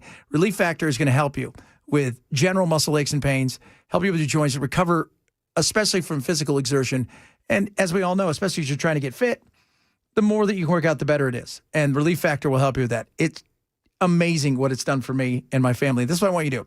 Less than a cup of coffee a day. It's $19.95. All you have to do is go to relieffactor.com, relieffactor.com. You can take it daily. It's not addictive. And it is going to help you big time, especially when it comes to recovery and being sore. relieffactor.com or call 1-800-4RELIEF, 1-800-4RELIEF for Relief Factor.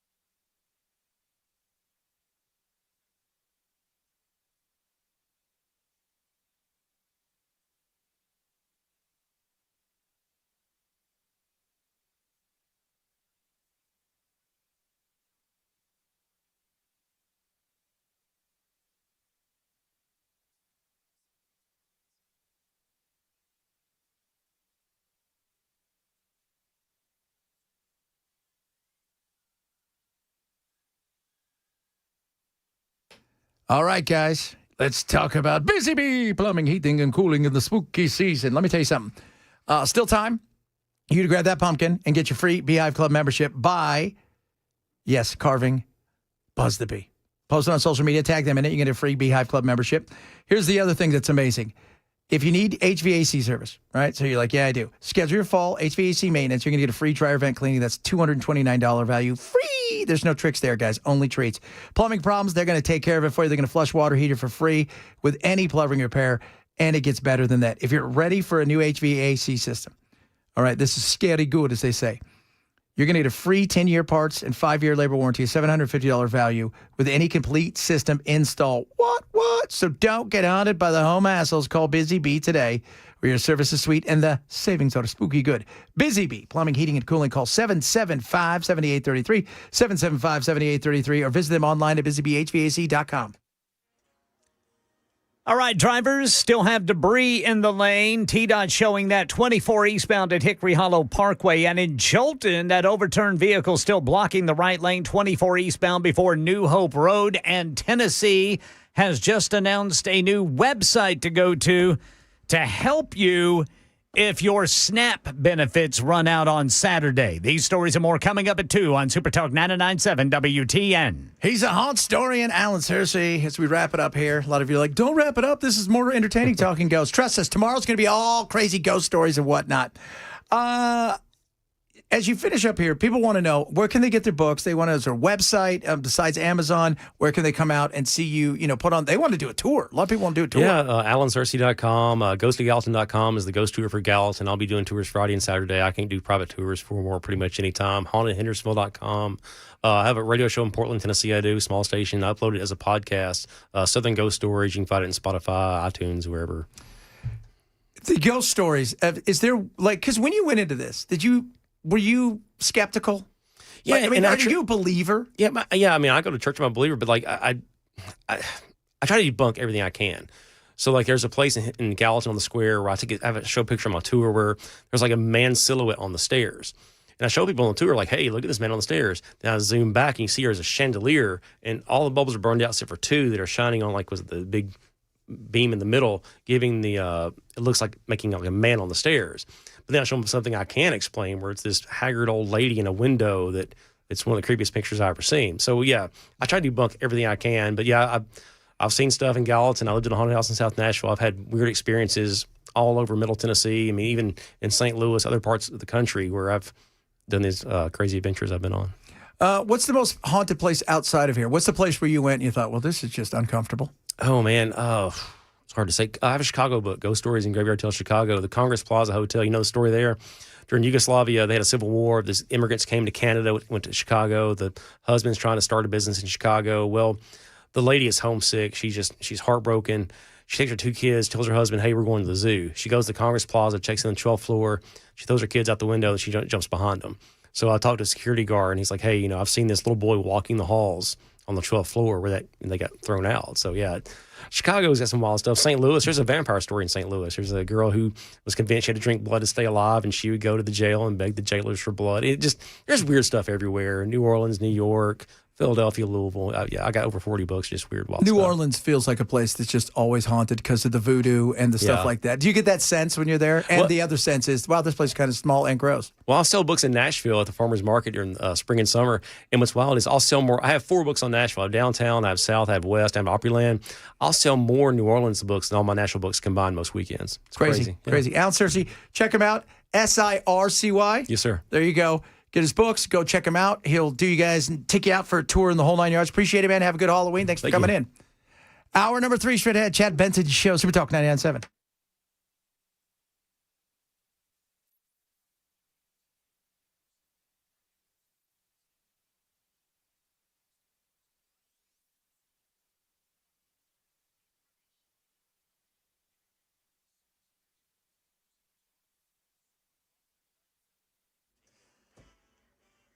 Two o'clock on the dot. I'm Ken Weaver with your top stories. Got the full forecast coming up in 5 minutes. And Americans who rely on SNAP to help them buy groceries getting anxious ahead of Saturday when the program goes broke unless the government shutdown ends. What do I do now?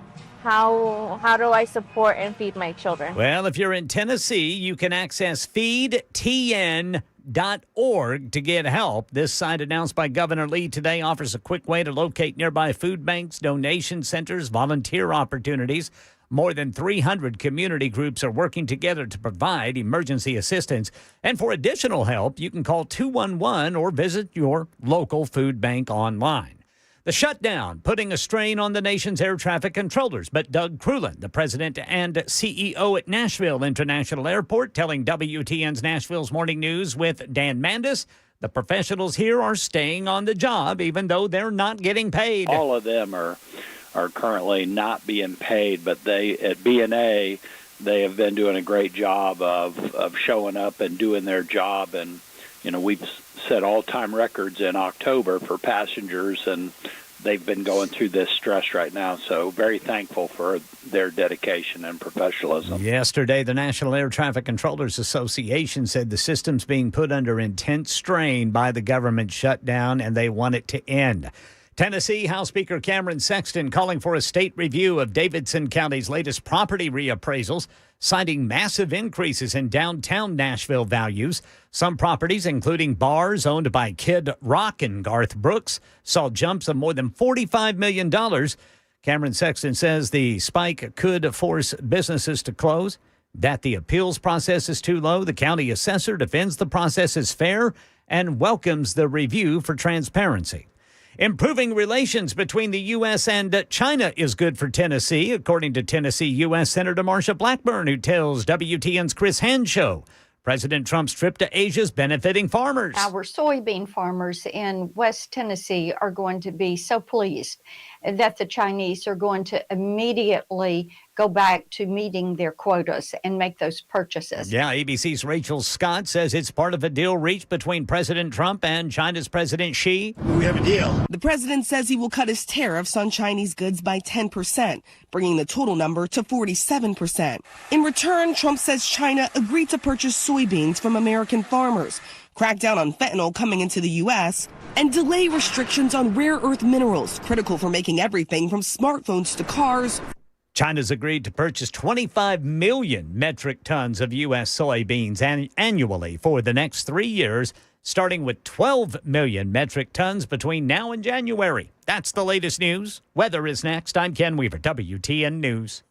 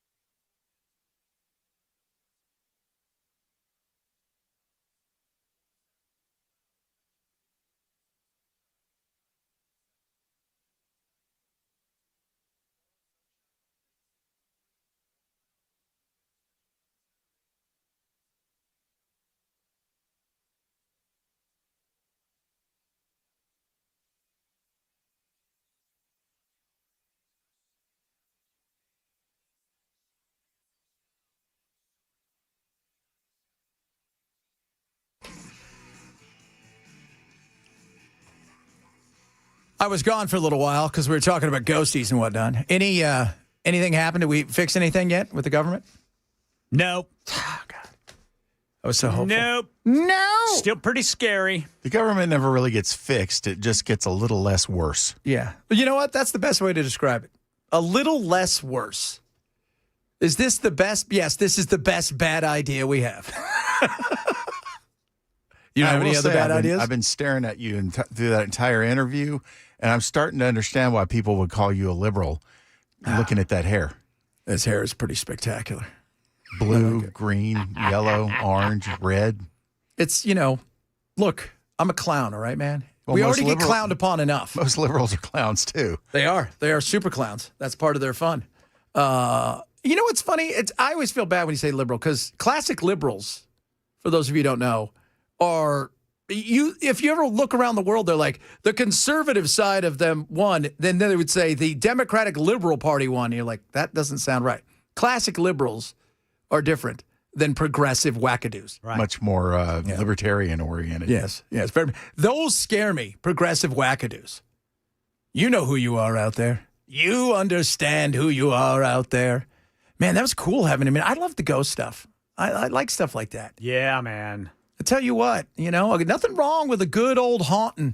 I wanted to ask him, and I didn't get a chance to because I got busy, but I've heard rumors that Stones River Battlefield in Murfreesboro, which was that was a bloody, bloody battle back during the Civil War. One of the bloodiest, in fact. Over 39,000 injured and dead. He told me that that's one of the most haunted places. Yeah. Legend is that birds don't fly over the battlefield. You never see birds. Birds aren't real anyway. Well, yeah, besides the fact that they're not here, they're not real. But I don't know if that's true or not. No. He, and I love, what I love is he comes at it from a very skeptic thing, where, you know what, I'm going to try to debunk everything you say. And he just says there's some things I can't debunk, some stuff that I can't explain with my eyes and what I'm hearing, what I'm seeing. And I think that's a cool thing. It's not about whether or not you because some people will go into anything believing, like aliens, right? Some people believe they're aliens. I don't believe they're aliens. I believe that they are, we're going to find out when 3i Atlas gets here this week. But I think it's a different dimension. But if you believe in God, right? Those are different dimensions that we all live in. So is there another dimension where Ken Bell and I have a hit band? Probably. And we're good. And we have more than just one hit. We are not a wonder. No, sir. We are wonderful. And I won't ever do press or come out of my hotel room unless it's time to go on stage. Yeah, that's right. We can't even get Bell to put clothes on. He just walks around in a bathrobe all day. Right? Just holding a martini. He holds a drink in his hand. He never drinks it. Just holds it in his hand. Oh, I guarantee you I'll drink it. I know. Well, Bell, we were trying to give you the benefit of the doubt there. I can't believe it. Is this happening? This is crazy. Classic liberals are the ones with the small eco cars and stickers. No, that's not them. That's not them at all. The classic liberals are just more libertarian, Our farmers. The name kind of got co-opted by the progressives. Yeah, and that's what happens. It's like you could look at some. And here's the thing about classic liberals: there's different versions of it. You can have more of a conservative libertarian, and you have somebody like Bill Maher, so it was a classic liberal that leans left but isn't nuts. Yeah, they're not going to go full on socialism. No, and they're not. And you know what's funny? Like, did you hear Mike Johnson about the shutdown? He goes, "Oh, Chuck Schumer and Hakeem Jeffries are afraid to make people like Mondani angry, and they want to." And I'm thinking to myself, Mondani has nothing to do with the shutdown. He's soon to be a mayor of New York City, which, by the way, has no vote in Congress. None. And I'm like, man, he's starting to live in their heads too. The Democrats are terrified of that guy. You know why? Because he's got his own hips. Right? He's not old. He understands what TikTok is. It isn't the noise that the grandfather clock that's ticking down to your death makes. Yeah. He understands what that is. He can talk to young people and he's not afraid. Yeah, and he's telling them everything's going to be free. Yeah, which is great. Which it's not going to be free, but they believe it's going to be free. You know what? They want it to be free. Right. You know, wanting it to be free and actually free. I think most people recognize, we know it's not going to be free, but if there's any way you could take a little bit of the load off, because I'm frustrated. I was sold a bill of goods by my family and by America that if I went to school that I get all these great jobs, and I'll come to find out is what I got. Now, I wonder what the breakdown is on the age, the age of his supporters. He's got a lot of support even amongst the older generation. Yeah. And the Jews, by the way. He's got super support amongst the Jews. Really? Yeah. Interesting. Yes, Bill. As he chants Free Palestine. I wonder what the whole attitude would be. I mean, it's not going to be free. But people really, they know that. So what they're actually saying without using the words is, I just want you to pay for my stuff. Yeah. Yeah, I see what you're saying. Yeah. Yeah. I want you to do better than I do. Portion of, and this is, the socialism thing is always, you can't get it. Well, like when Bernie talks about it, he always mentions Scandinavia. And they'll tell you, we're not socialists. We're capitalists with a very large safety net and high taxes. And it's also, up until the last several years, it's pretty much a monolith society where everybody was kind of on the same level. Everybody read. They were very literate. They all were pulling in the same direction. They were all crackers. It's funny when the liberals start mentioning that, they talk about us being the melting pot. Then they always mention Scandinavia. But Scandinavia is a capitalist society. They just have a big safety net, and, you're going to lose half your paycheck, but you're never going to worry about life. The hell that may come with getting cancer, this, that, and the other. But they all tell you, they'll come out, we're not socialist. We're not. And socialism, when I think of real socialism, I never think of Scandinavia because I've lived there for a while.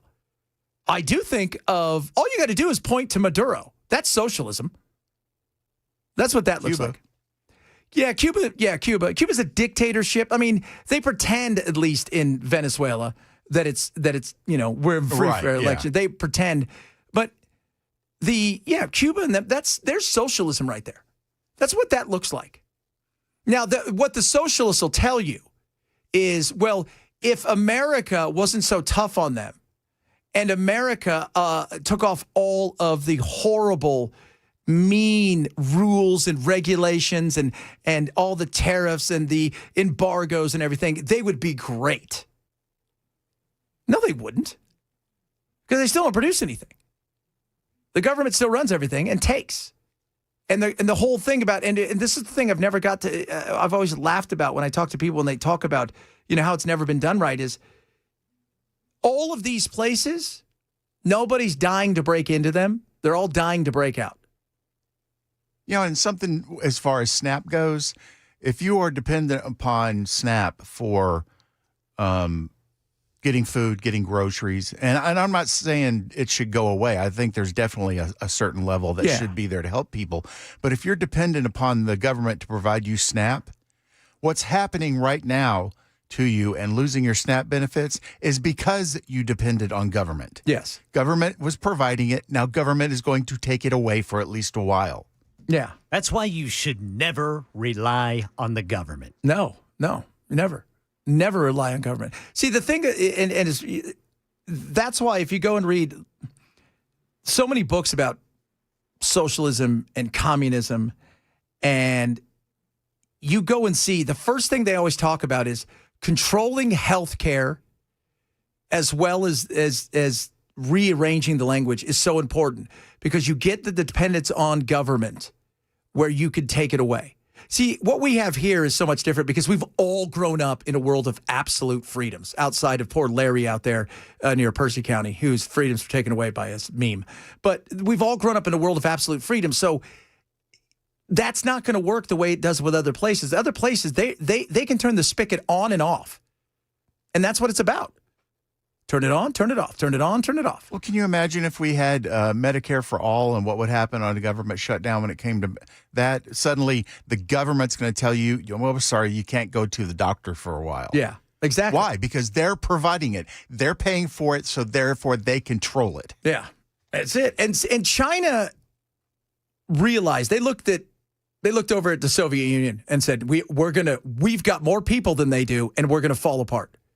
So Nixon, who was as anti-communist as anybody, recognized the opportunity to go to China, went and did it. Next thing you know, everything gets opened up, and China goes, all right, well, here's how this thing ends for us. Either we're all going to starve and there's going to be a revolution, or because we've taken everything away from them, including their freedom of thought and expression, or we'll give them opportunities to be mobile, to be wealthy, to control somewhat of their own destiny, and then we'll control the rest of it.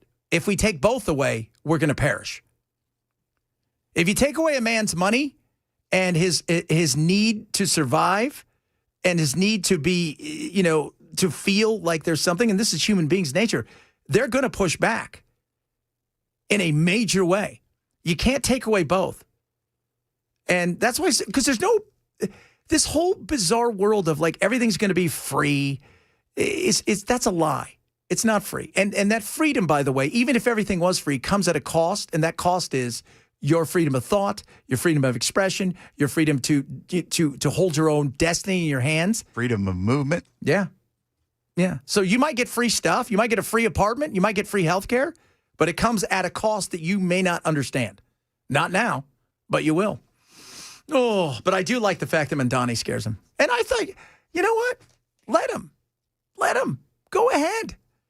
Let him. I hope let's see what the experiment looks like in New York. The problem with it is that it's going to fail because you can't function. Economically, that does not work. Yeah. But what he's going to do at that point is, as it starts to fail, he's going to start begging for subsidies from the federal government. Of course. And he'll get them. And that'll be used to prop up his failing system. And then he'll say, see, it works. We just needed it to be heavily subsidized by the feds. Yeah. Well, we needed somebody else to pay for it. And look, New York is like one of those states. There are some states that are giver states, some states that are taker states. And they bring in a lot of revenue. But here's the thing with revenue. Revenue comes with people who are rich. Revenue comes with companies that are mobile. They can leave, and that's the fear too. It's where's that balance? Because we need to have safety nets, but they shouldn't be hammocks, right? They should be, you fell, we're going to help you get back up. We're not going to let you starve, and you get on with your life. Not, hey, you know what? Can I get you an ottoman with that? Here, just lay down and rest for as long as you want. How about a hot towel? Oh yeah. Can I? Yeah, a hot towel would be nice. Would you like a back rub? Is there anything else I can get for your stay here on the dole? But there are people out there. Free food? Oh, let us take care of that. Yeah. And that should be a safety net. We as human beings, we would take care of our own. If SNAP went away tomorrow forever, people will adjust and they will find a way. Here's the problem. If SNAP went away forever tomorrow, government's not giving you that money back. They're just going to go put it in some other pet project. Oh, now we can buy 1 billion drones. Yeah, government's not going to do that, Chad. Yeah. They're going to do right by the people. Oh, of course they are. $38 trillion in debt says otherwise. That's something else I've always thought of is why would you want the same people that have put us $38 trillion in debt to be in control of your health care, your ability to feed yourself, your housing? They can't even imagine a budget. How are they going to manage your life? Yeah. Yeah. You think they're the ultimate secretary? They're not, is what we're saying. All right, coming up, we got more good stuff on the way. Yes, if you're watching us on YouTube, I am dressed pretty sweet. What did you say I was earlier? I look like you look like a liberal because you got all the liberal hair colors. Yeah, no. See, let's just remember this. I want to tell everybody this. The rainbow was the rainbow long before it was the gaybo. Okay? I just want to tell you that. And the word gay used to mean happy, and then it was stolen. I just want to tell you guys that. They had to change the name of Hawaii. They used to be the Rainbows. Oh. Now they're the Warriors. That's Why? right. Because the rainbow ended up being something else, and then everybody would have a rainbow sticker. Because when I was a kid growing up, everybody went to Hawaii, came back with a rainbow sticker and a rainbow shirt that said hang loose. Now, you can't. Yeah, there's like rainbows every day in Hawaii. Yeah, that's the whole thing. Now they're warriors. Oh, my Lord. See how this works? If you're missing the show, shame, grab the podcast. Chad Ben Show, Super Talk 997.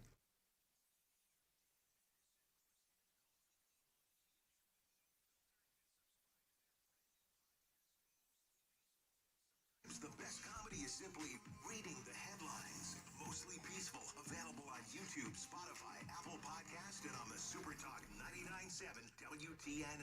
Raycon, best earbuds around. Love my Raycons. You will love yours. The fit, the feel, the comfort, second to none. The sound quality, mwah, incredible. I want you to get your Raycons right now. They're 20% off. Go to buyraycon.com/Chad. Chad, why do I need these classic? First of all, ergonomically, they're incredible. The fit, they're designed to fit so you can wear them all day without discomfort. There's no stems. There's no wires. You get 8 hours of talk time. You get 32 hours of battery life. It's fast charging, meaning you charge them. Every 10 minutes, you get 90 minutes of listening power. And let's talk about the sound quality second to none with active noise cancellation. Plus, there's multi-connectivity. You can be connected to not one, but two devices at once. What?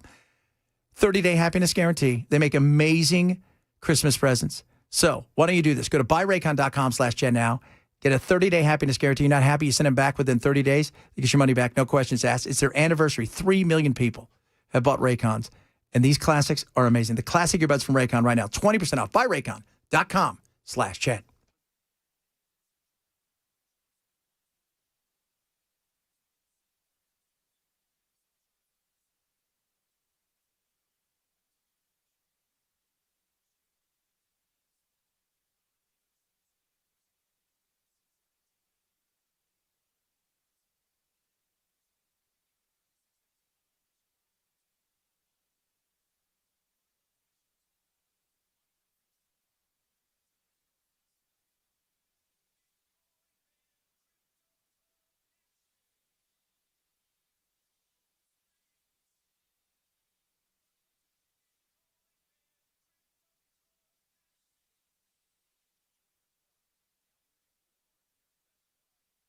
For many of us, generators are becoming a must-have household appliance. From unpredictable weather to surprise outages, it's better to be safe than sorry. Generator Supercenter of Nashville offers fast and easy installations with 24/7 service and monitoring to all brands of generators and expert repairs done right. Our mission is to make owning a backup generator simple and easy. Visit your local store today or check us out online. Generator Supercenter of Nashville. We serve all Middle Tennessee.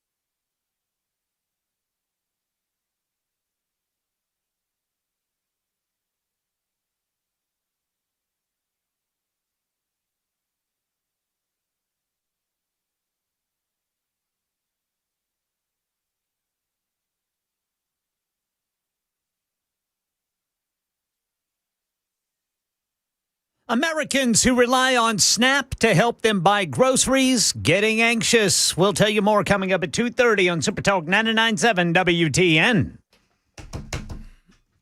Again, SNAP. It is a safety net, not a hammock. That's it. Somebody said, you guys said you shouldn't trust government. What if they pay you? Working for the government and then relying on them for daily needs are two separate things. Yes, sir. One's a job, you're putting in something. The other one is you're getting something from them. Well, the military and the air traffic controllers work for the government, and they're not too happy with them right now. No, no doubt. No doubt at all. And by the way, remember, government, no matter what they say, government is a business. That's what it is. It's a business. The weird thing is, though, it's a business where you're forced to hand over things to them. and they'll decide what you get back. And the other side of it being a business, is it gets to decide what its little corporations under its umbrella get to do and don't get to do. But we as a nation, like I said, if SNAP went away today, that money's not going away. They're going to continue to take that because they'll find another program they need to give something to because some of their friends all need to get paid. That being said, we wouldn't let people starve. We wouldn't. That's not who we are as a nation. That's not who we are as a people. We have an issue with, how should I say this? Fatties. I don't want to get yelled at because every time I mention the larger folk, I get yelled at. But we have an obesity problem in this country amongst the poor, and really everybody. Yeah, but it's still, kind of hard to fat shame the majority. Yeah, when you're in the majority. Yeah, so it is kind of hard to fat shame. Well, yeah, I mean, is it really fat shaming? Although that lady did yesterday, didn't she? Man, got she thin privilege. That's the new thing. Are you thin? Medium. Dad bod. Just remember, patriarchy leads to eugenics. It does. God, that was so insane. Yeah, that's a liberal. There's a white liberal who, by the way, would never be on food stamps. And several people have checked, said, hey, look, I was on food stamps for a few months. That's what it's there for, right? That's what it's there for. That your husband dies and all of a sudden, or your wife dies, or you lose your job or something happens. It's there for the safety. Just Medicare is there for people in situations where they're never going to be able to take care of themselves. So we as a nation need to step up. I get that. And there should be no shame. No. In needing, some help from time to time. No, yeah. The shame comes whenever you are able-bodied and you just abuse it. Of course. And as far as using government services, I would say never, ever depend on them. But if you're paying taxes to fund them, you should have no shame about using them. No Absolutely. shame. No shame about using them. And a lot of people, there's a lot of people out there that the myth of the welfare queen. There are some people out there that absolutely take advantage of it. I also know the average person who gets SNAP benefits, they get $188 a month. What's that, $6 a day? 16 million kids need that. That is so there are real issues. The problem is everybody focuses on the extremes of everything, and that's why we can't have nice things and have conversations in this country. Nuance is lost when you only point out the extreme. Like, if I was talking to Mike Johnson, he would say, $400 bazillion goes to illegal immigrants for health care. I'm like, that's not true. That's a lie. You're lying to me. Well, we take care of, we do that because Reagan put in a law in 1986 that we don't add, you get hit by a bus, we don't go, hey, can I see your papers? We fix you, we get you well, and we send you on your way. Now, the system can be abused at times by people showing up at the, at the emergency room and stuff like that. But if you want to change that law, then it's a law that you can change. But you're not going to. Because it's just easier to point out the extremes in every case. Because that's how you win an argument, apparently, in today's world. No doubt about that. All right, coming up. Other good stuff to talk about on this great festive day with my hair. A lot of people chiming in about rainbows as well. I didn't know rainbows was such a hot topic here in the United States of America, especially here in Nashville. But I am wearing a rainbow hair piece. Oh, my God. This is a hair piece. By the way, in Turkey announced yesterday that supposedly they have a serum for your hair that's supposed to have your hair grow back. It's like a chia pet. The problem is, I don't know what kind of hair you get. Remember a chia pet? Yeah, you got to pour water over yourself. Yeah, but it's supposed to work amazing. Not that I would, because I shaved my head so my hair grow back anyways, but still, I find it hilarious. Because the bald thing, I still to this day find it weird that people wig out by being bald. And men go and get hair pieces. I find that odd. Not everybody can rock a dome like you and I. Yeah. I shave mine. Yeah. I can grow it out. Now, it is thinner than it used to be. Yeah. But I can grow it out. Yeah.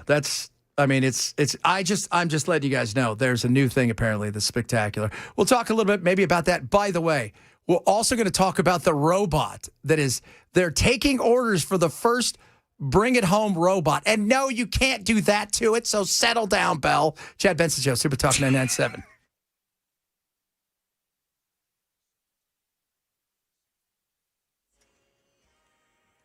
2:30 on the dot. I'm Ken Weaver with your top stories. Drivers, I'm still seeing debris in the right lane. That's going to be 24 eastbound at Hickory Hollow Parkway. TDOT's reporting that one. Jolton still got a crash. Overturned vehicle, right lane block, 24 eastbound before New Hope Road. Americans who rely on SNAP to help them buy groceries getting anxious ahead of Saturday when the program goes broke unless the government shutdown ends. This year, everything's been so overwhelming, especially now with the EBT affecting us. Well, if you're in Tennessee, you can access feedtennessee.org to get help. The site, announced by Governor Lee today, offers a quick way to locate nearby food banks, donation centers, and volunteer opportunities. More than 300 community groups are working together to provide emergency assistance. And for additional help, you can call 211 or visit your local food bank online.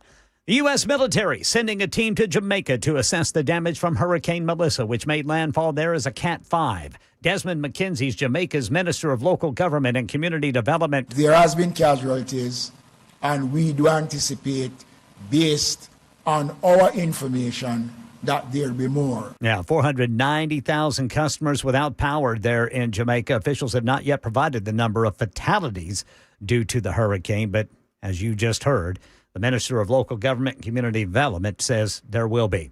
Tennessee U.S. Senator Marsha Blackburn telling WTN's Chris Hanshow the House is being asked to begin the process of impeaching Obama-appointed federal judge Emanuel Boasberg and disbarring former special counsel Jack Smith for Arctic Frost, the internal code name for a Department of Justice and FBI investigation on the January 6th Capitol riot. Also, we're going to begin hearings so that we can turn evidence over to the DOJ. We want to bring in Jack Smith and also the wireless companies, the CEOs of the wireless companies. FBI Director Kash Patel has since fired agents involved and dismantled the unit responsible, calling the surveillance baseless and pledging reforms. That's the latest news. Weather's next. I'm Ken Weaver, WTN News.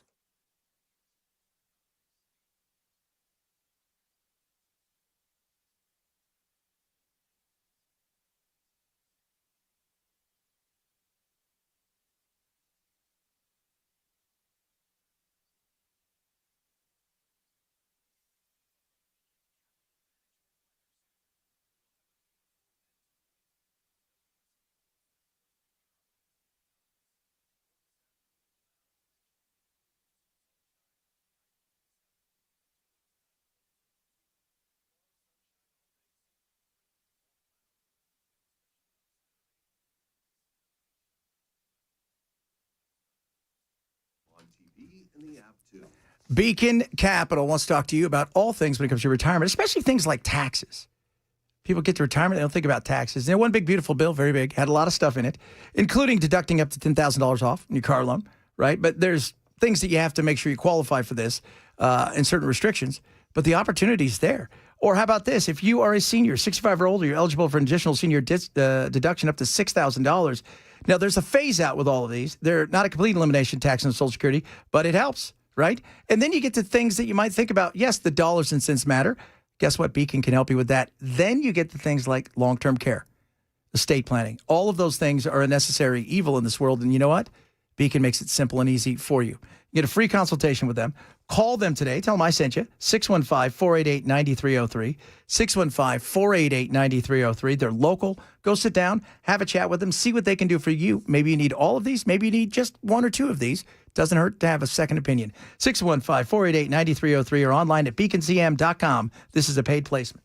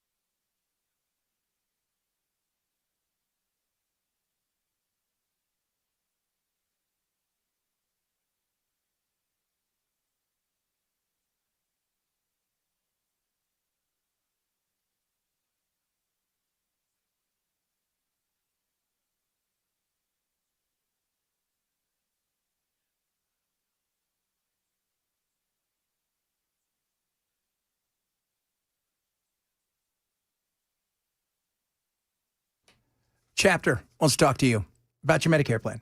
So many people out there are seeing, and will be over the next couple of days, Medicare plan is going to go away. You're going to be like, what am I going to do? You call a Medicare agent, next thing you know, boom.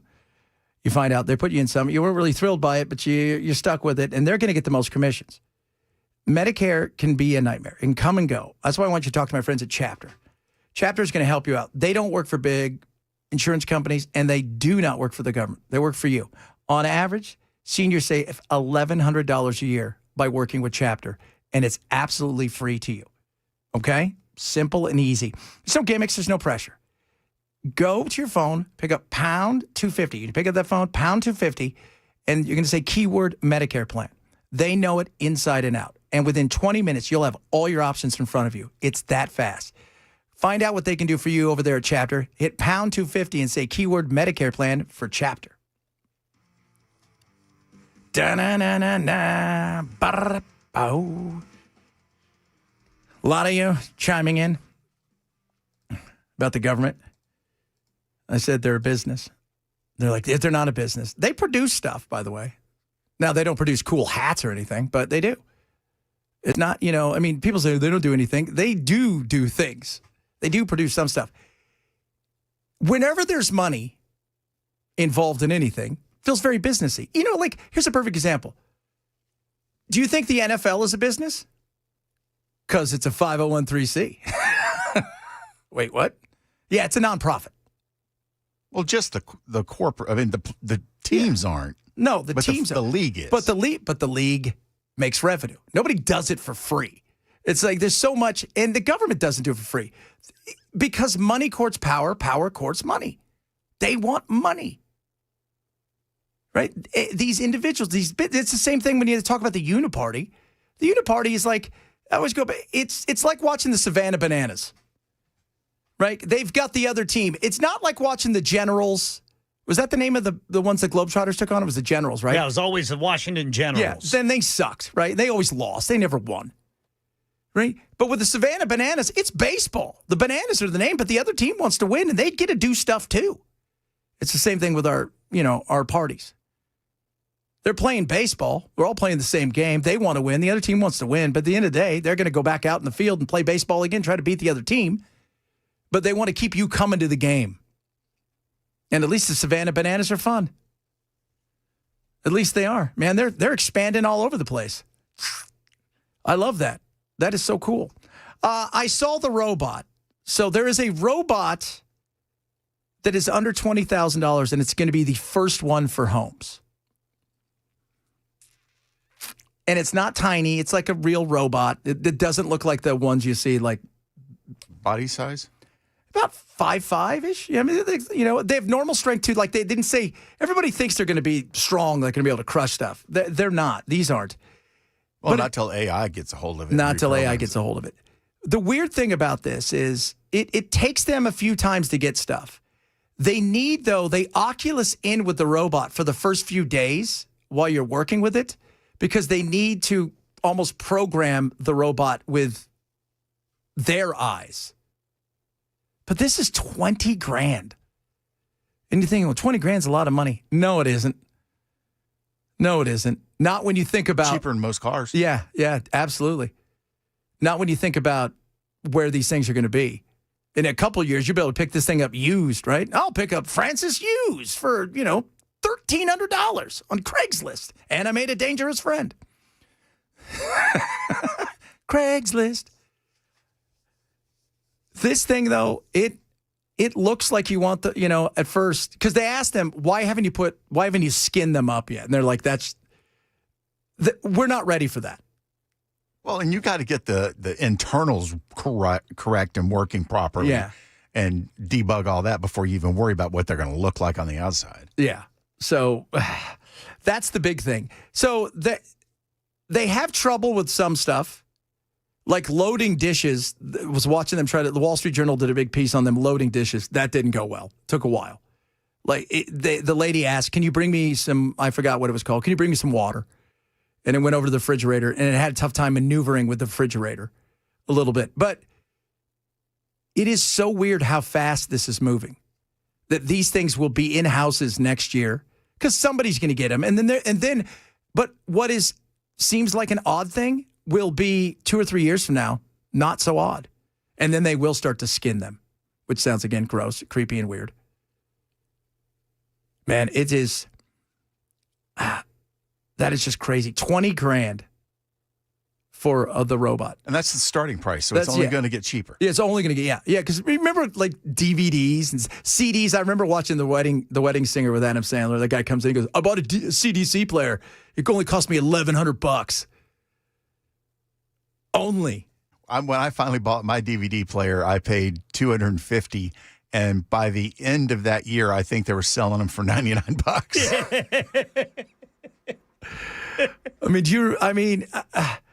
I remember how expensive. Like I remember we got a VHS. My dad was shady, so I'm not going to pretend that he wasn't. But we had a VHS player. But before we got one, they didn't really sell them. We used to have to rent it, right? So you'd have to go to the store and rent it, and you'd bring it home in this big box. And for the weekend, we got this, and we rent movies. And then you got your first one, and my dad won like a poker game or something. That's what he says. Who knows? But fell off a truck. Could have been. There's always that. I'm like, there's blood on it, but whatever. I know what kind of poker game you're at. The expense, though, like you said, man, that is only going to get cheaper. They will be so cheap, I think, within 18 months. Ones that are usable. No, not like that. It's always the first go-to for everybody, right? The kind that you can have a friendship with? No. But it does look like a robot, right? This thing has eyes and it talks to you. It doesn't have a mouth, but you can talk to it. It doesn't have superhuman strength. That was the other thing. The lady's like, does it have because it couldn't crush a walnut. I'm like, why would you ask it to crush a walnut? That seems kind of weird. That costs extra. Maybe she likes walnuts. Maybe she does. But, the guy's like, look, we don't want him to have superhuman strength because we don't want him to kill you. Right. They'll just poison you eventually. Yeah, you remember it was about a month ago, a robot, I think in China. Yes. Went berserk. And I mean, the scientists are trying to corral it, but I mean, their life is in danger because I mean, this thing is swinging and kicking hard enough to crush somebody's skull. God, that thing's just going nuts. And the video was crazy because it was wigging out and spinning, and they didn't know, and they couldn't get close to it. Right. Right? They couldn't get close to it because it was so out of control. It's like watching one of those cars that get stuck in reverse and Yes. somebody's outside of the car and it just spins. You couldn't get close to the damn thing. And yeah, that's going to happen. We're going to have a few of those. Wait till the first robot murder. Oh, that's totally coming. Man, I have not even thought about The that. first robot murder, and it's going to be like, I was programmed not to kill. The fact that you have blamed me for this, I find to be blah, blah, blah, blah, blah. The first robot murder will be when it's actually used by a tool from somebody else wanting to kill somebody. Yeah. It'll be like, I hate my wife, wink, wink, don't ever hurt her. And then boom, she ends up dead because the robot crushed her head. Yes, exactly. Right. That's going to be the first one. The first robot. Somebody's going to control it. But what was their movie? There was a movie about this, right? iRobot. And that was about a murder, right? The robot. Yeah. Robot murdered, and they blamed it on him. I didn't finish that series. I should have finished that series. No, it was a movie. It was a with Will movie. Smith. Yeah. You're thinking of... Rami Malek. Yeah, that's Mr. Robot. Mr. Robot. Okay. Somebody said I paid $4,000 for my first HD TV. Yeah. Yeah. And ask him if did it have internet on it? Oh, probably not. I would assume not. Murder bots. I paid $400 for my first high def TV. It was 40 inches. What did not connect to the internet. And last year, or year before last, I bought a brand new 55-inch high def that does connect to the internet for $250. Yeah. Wow. It's crazy. You go to the store and you're like, your TV breaks, you throw it away. Really, I don't care. I'll throw it away. It's nothing big. It's stuff like that the rich people are all the guinea pigs on. They're the ones that are going That's first right. and pay $20,000 for a robot. And if they sell and they work and and it seems like the product is going to work in the marketplace, then suddenly the prices start coming down because of competition. And then the guy, 18 months later pays $600 for one. Yeah, the goal is the rich want exclusivity, having something that you can't have. And they want to be first. And they want to be first. right? So exclusivity, it's like that's why the NFL, like owning a sports franchise is so big because you know what? Those things don't come up for sale, but once in a great while. And it's the same thing with the TVs. The latest TV, have you seen the one that's it's as thin as wallpaper? No. And it goes right up on the television. It just goes right up there on the wall and it's like wallpaper. It's insane. Interesting. And it rolls out. It's incredible. Unrolls like a. And they've got one that is not thin like wallpaper, but it has batteries that last for like a week or two, and you charge the batteries, and there's no wires whatsoever, and you just flip them in and out. Wow, interesting. Yeah, I love technology. I get geeked out by this stuff. I was watching the other day. China has such a lead on us when it comes to EVs. They've got this car now where you're parked and you need a car charge. You don't need a charge. You call this thing and a robot comes over and it's got a battery and it goes underneath your car and it switches out the battery. It does whatever it takes off. Yeah, it's the I'm looking at a picture of the TV right now. Is the LG Signature OLED TV W7. Yeah. So if you want to spend a lot of money, go look for one. How much is that? Yeah, does it say? I am not seeing a price. It's the wallpaper one, right? Well, actually, I'm seeing looks like 15,000. 15 grand. 15 grand. So, yeah, it's got like it's got like the process. The LG version is only 12,888. Well, there you go. Then I got a coupon. So, boys, how soon do you think it's going to happen to where you can just like punch a button and your TV will just come up in the middle of your living room? Just whatever you want to watch will just play out in thin air. I think that's close. I think that's very close. By the way, shopping soon is going to be that way with holographics. I've seen some of the stuff. My uncle and his friends have showed me some of the stuff where you want to buy a new car. The car will come out of your TV and you can walk around it. You can look inside of it and do all that kind of stuff before you decide what you want. Oh, yeah. Wow. One of his buddies is like on the cutting edge. And about 10 years ago, he goes, it's too expensive to do right now, but it will be one day. It was 3D without the glasses on a normal television. And it looked like it was coming out of the TV where you could touch. It was the weirdest thing I'd ever seen. Interesting. Yeah, it is. There's so much stuff out there. Technology is so far ahead. And now with AI, God only knows where we're going to go before they take us over. I mean, it's like everything that we've seen in like, science fiction TV shows and movies, it's happening. Yeah, it is going to happen. It's going to continue to be growing. And a year from now, we can't even imagine. Yeah, what are we going to have a year from now? That's it. What are we going to have a year from now? What is that going to look like? That is going to be, it's going to be amazing. And by the way, the discoveries too.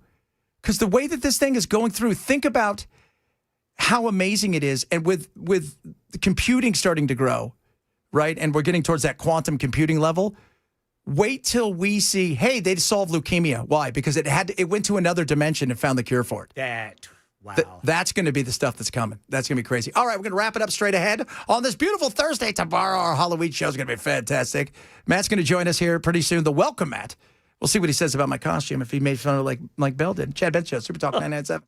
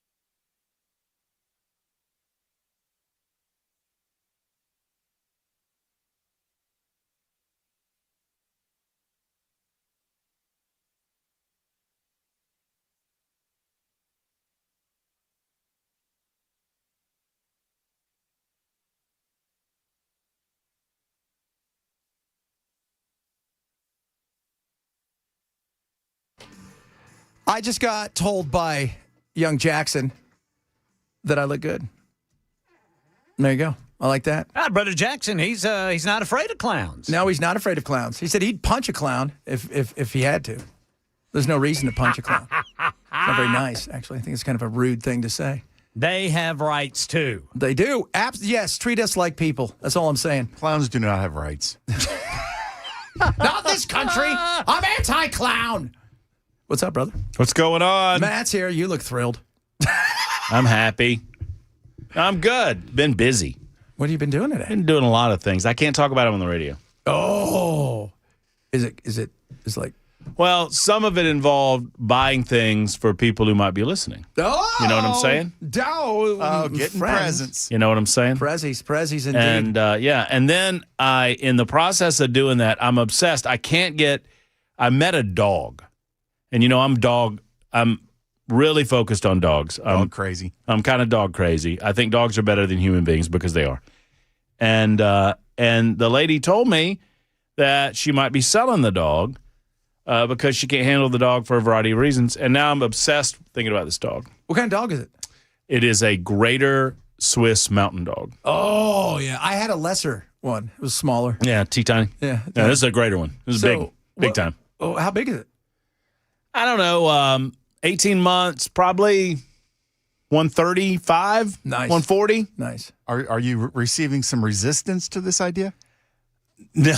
Well, no. The resistance comes in the idea that this is a purebred dog with paperwork, and it costs you good money. And it is a female, so you could breed the dog. Oh, look at that! I'm looking at the Greater Swiss Mountain Dog. It looks like a Great Dane and like a Saint Bernard and a Rottweiler all got together. Yeah, it looks like somebody took a beagle and just made it ginormous. Oh yeah, like the look. They're gorgeous, it's fantastic, gorgeous looking pup. You know what? I highly recommend getting one. I'll tell you off the radio what it would be. And I'm sure they're not cheap. It's one of those. Oh wow, Yeah, I need to be in a different tax bracket for that. Well, you know what? It's one of those. That's kind of the new thing, right? Nowadays is what kind of dog you have.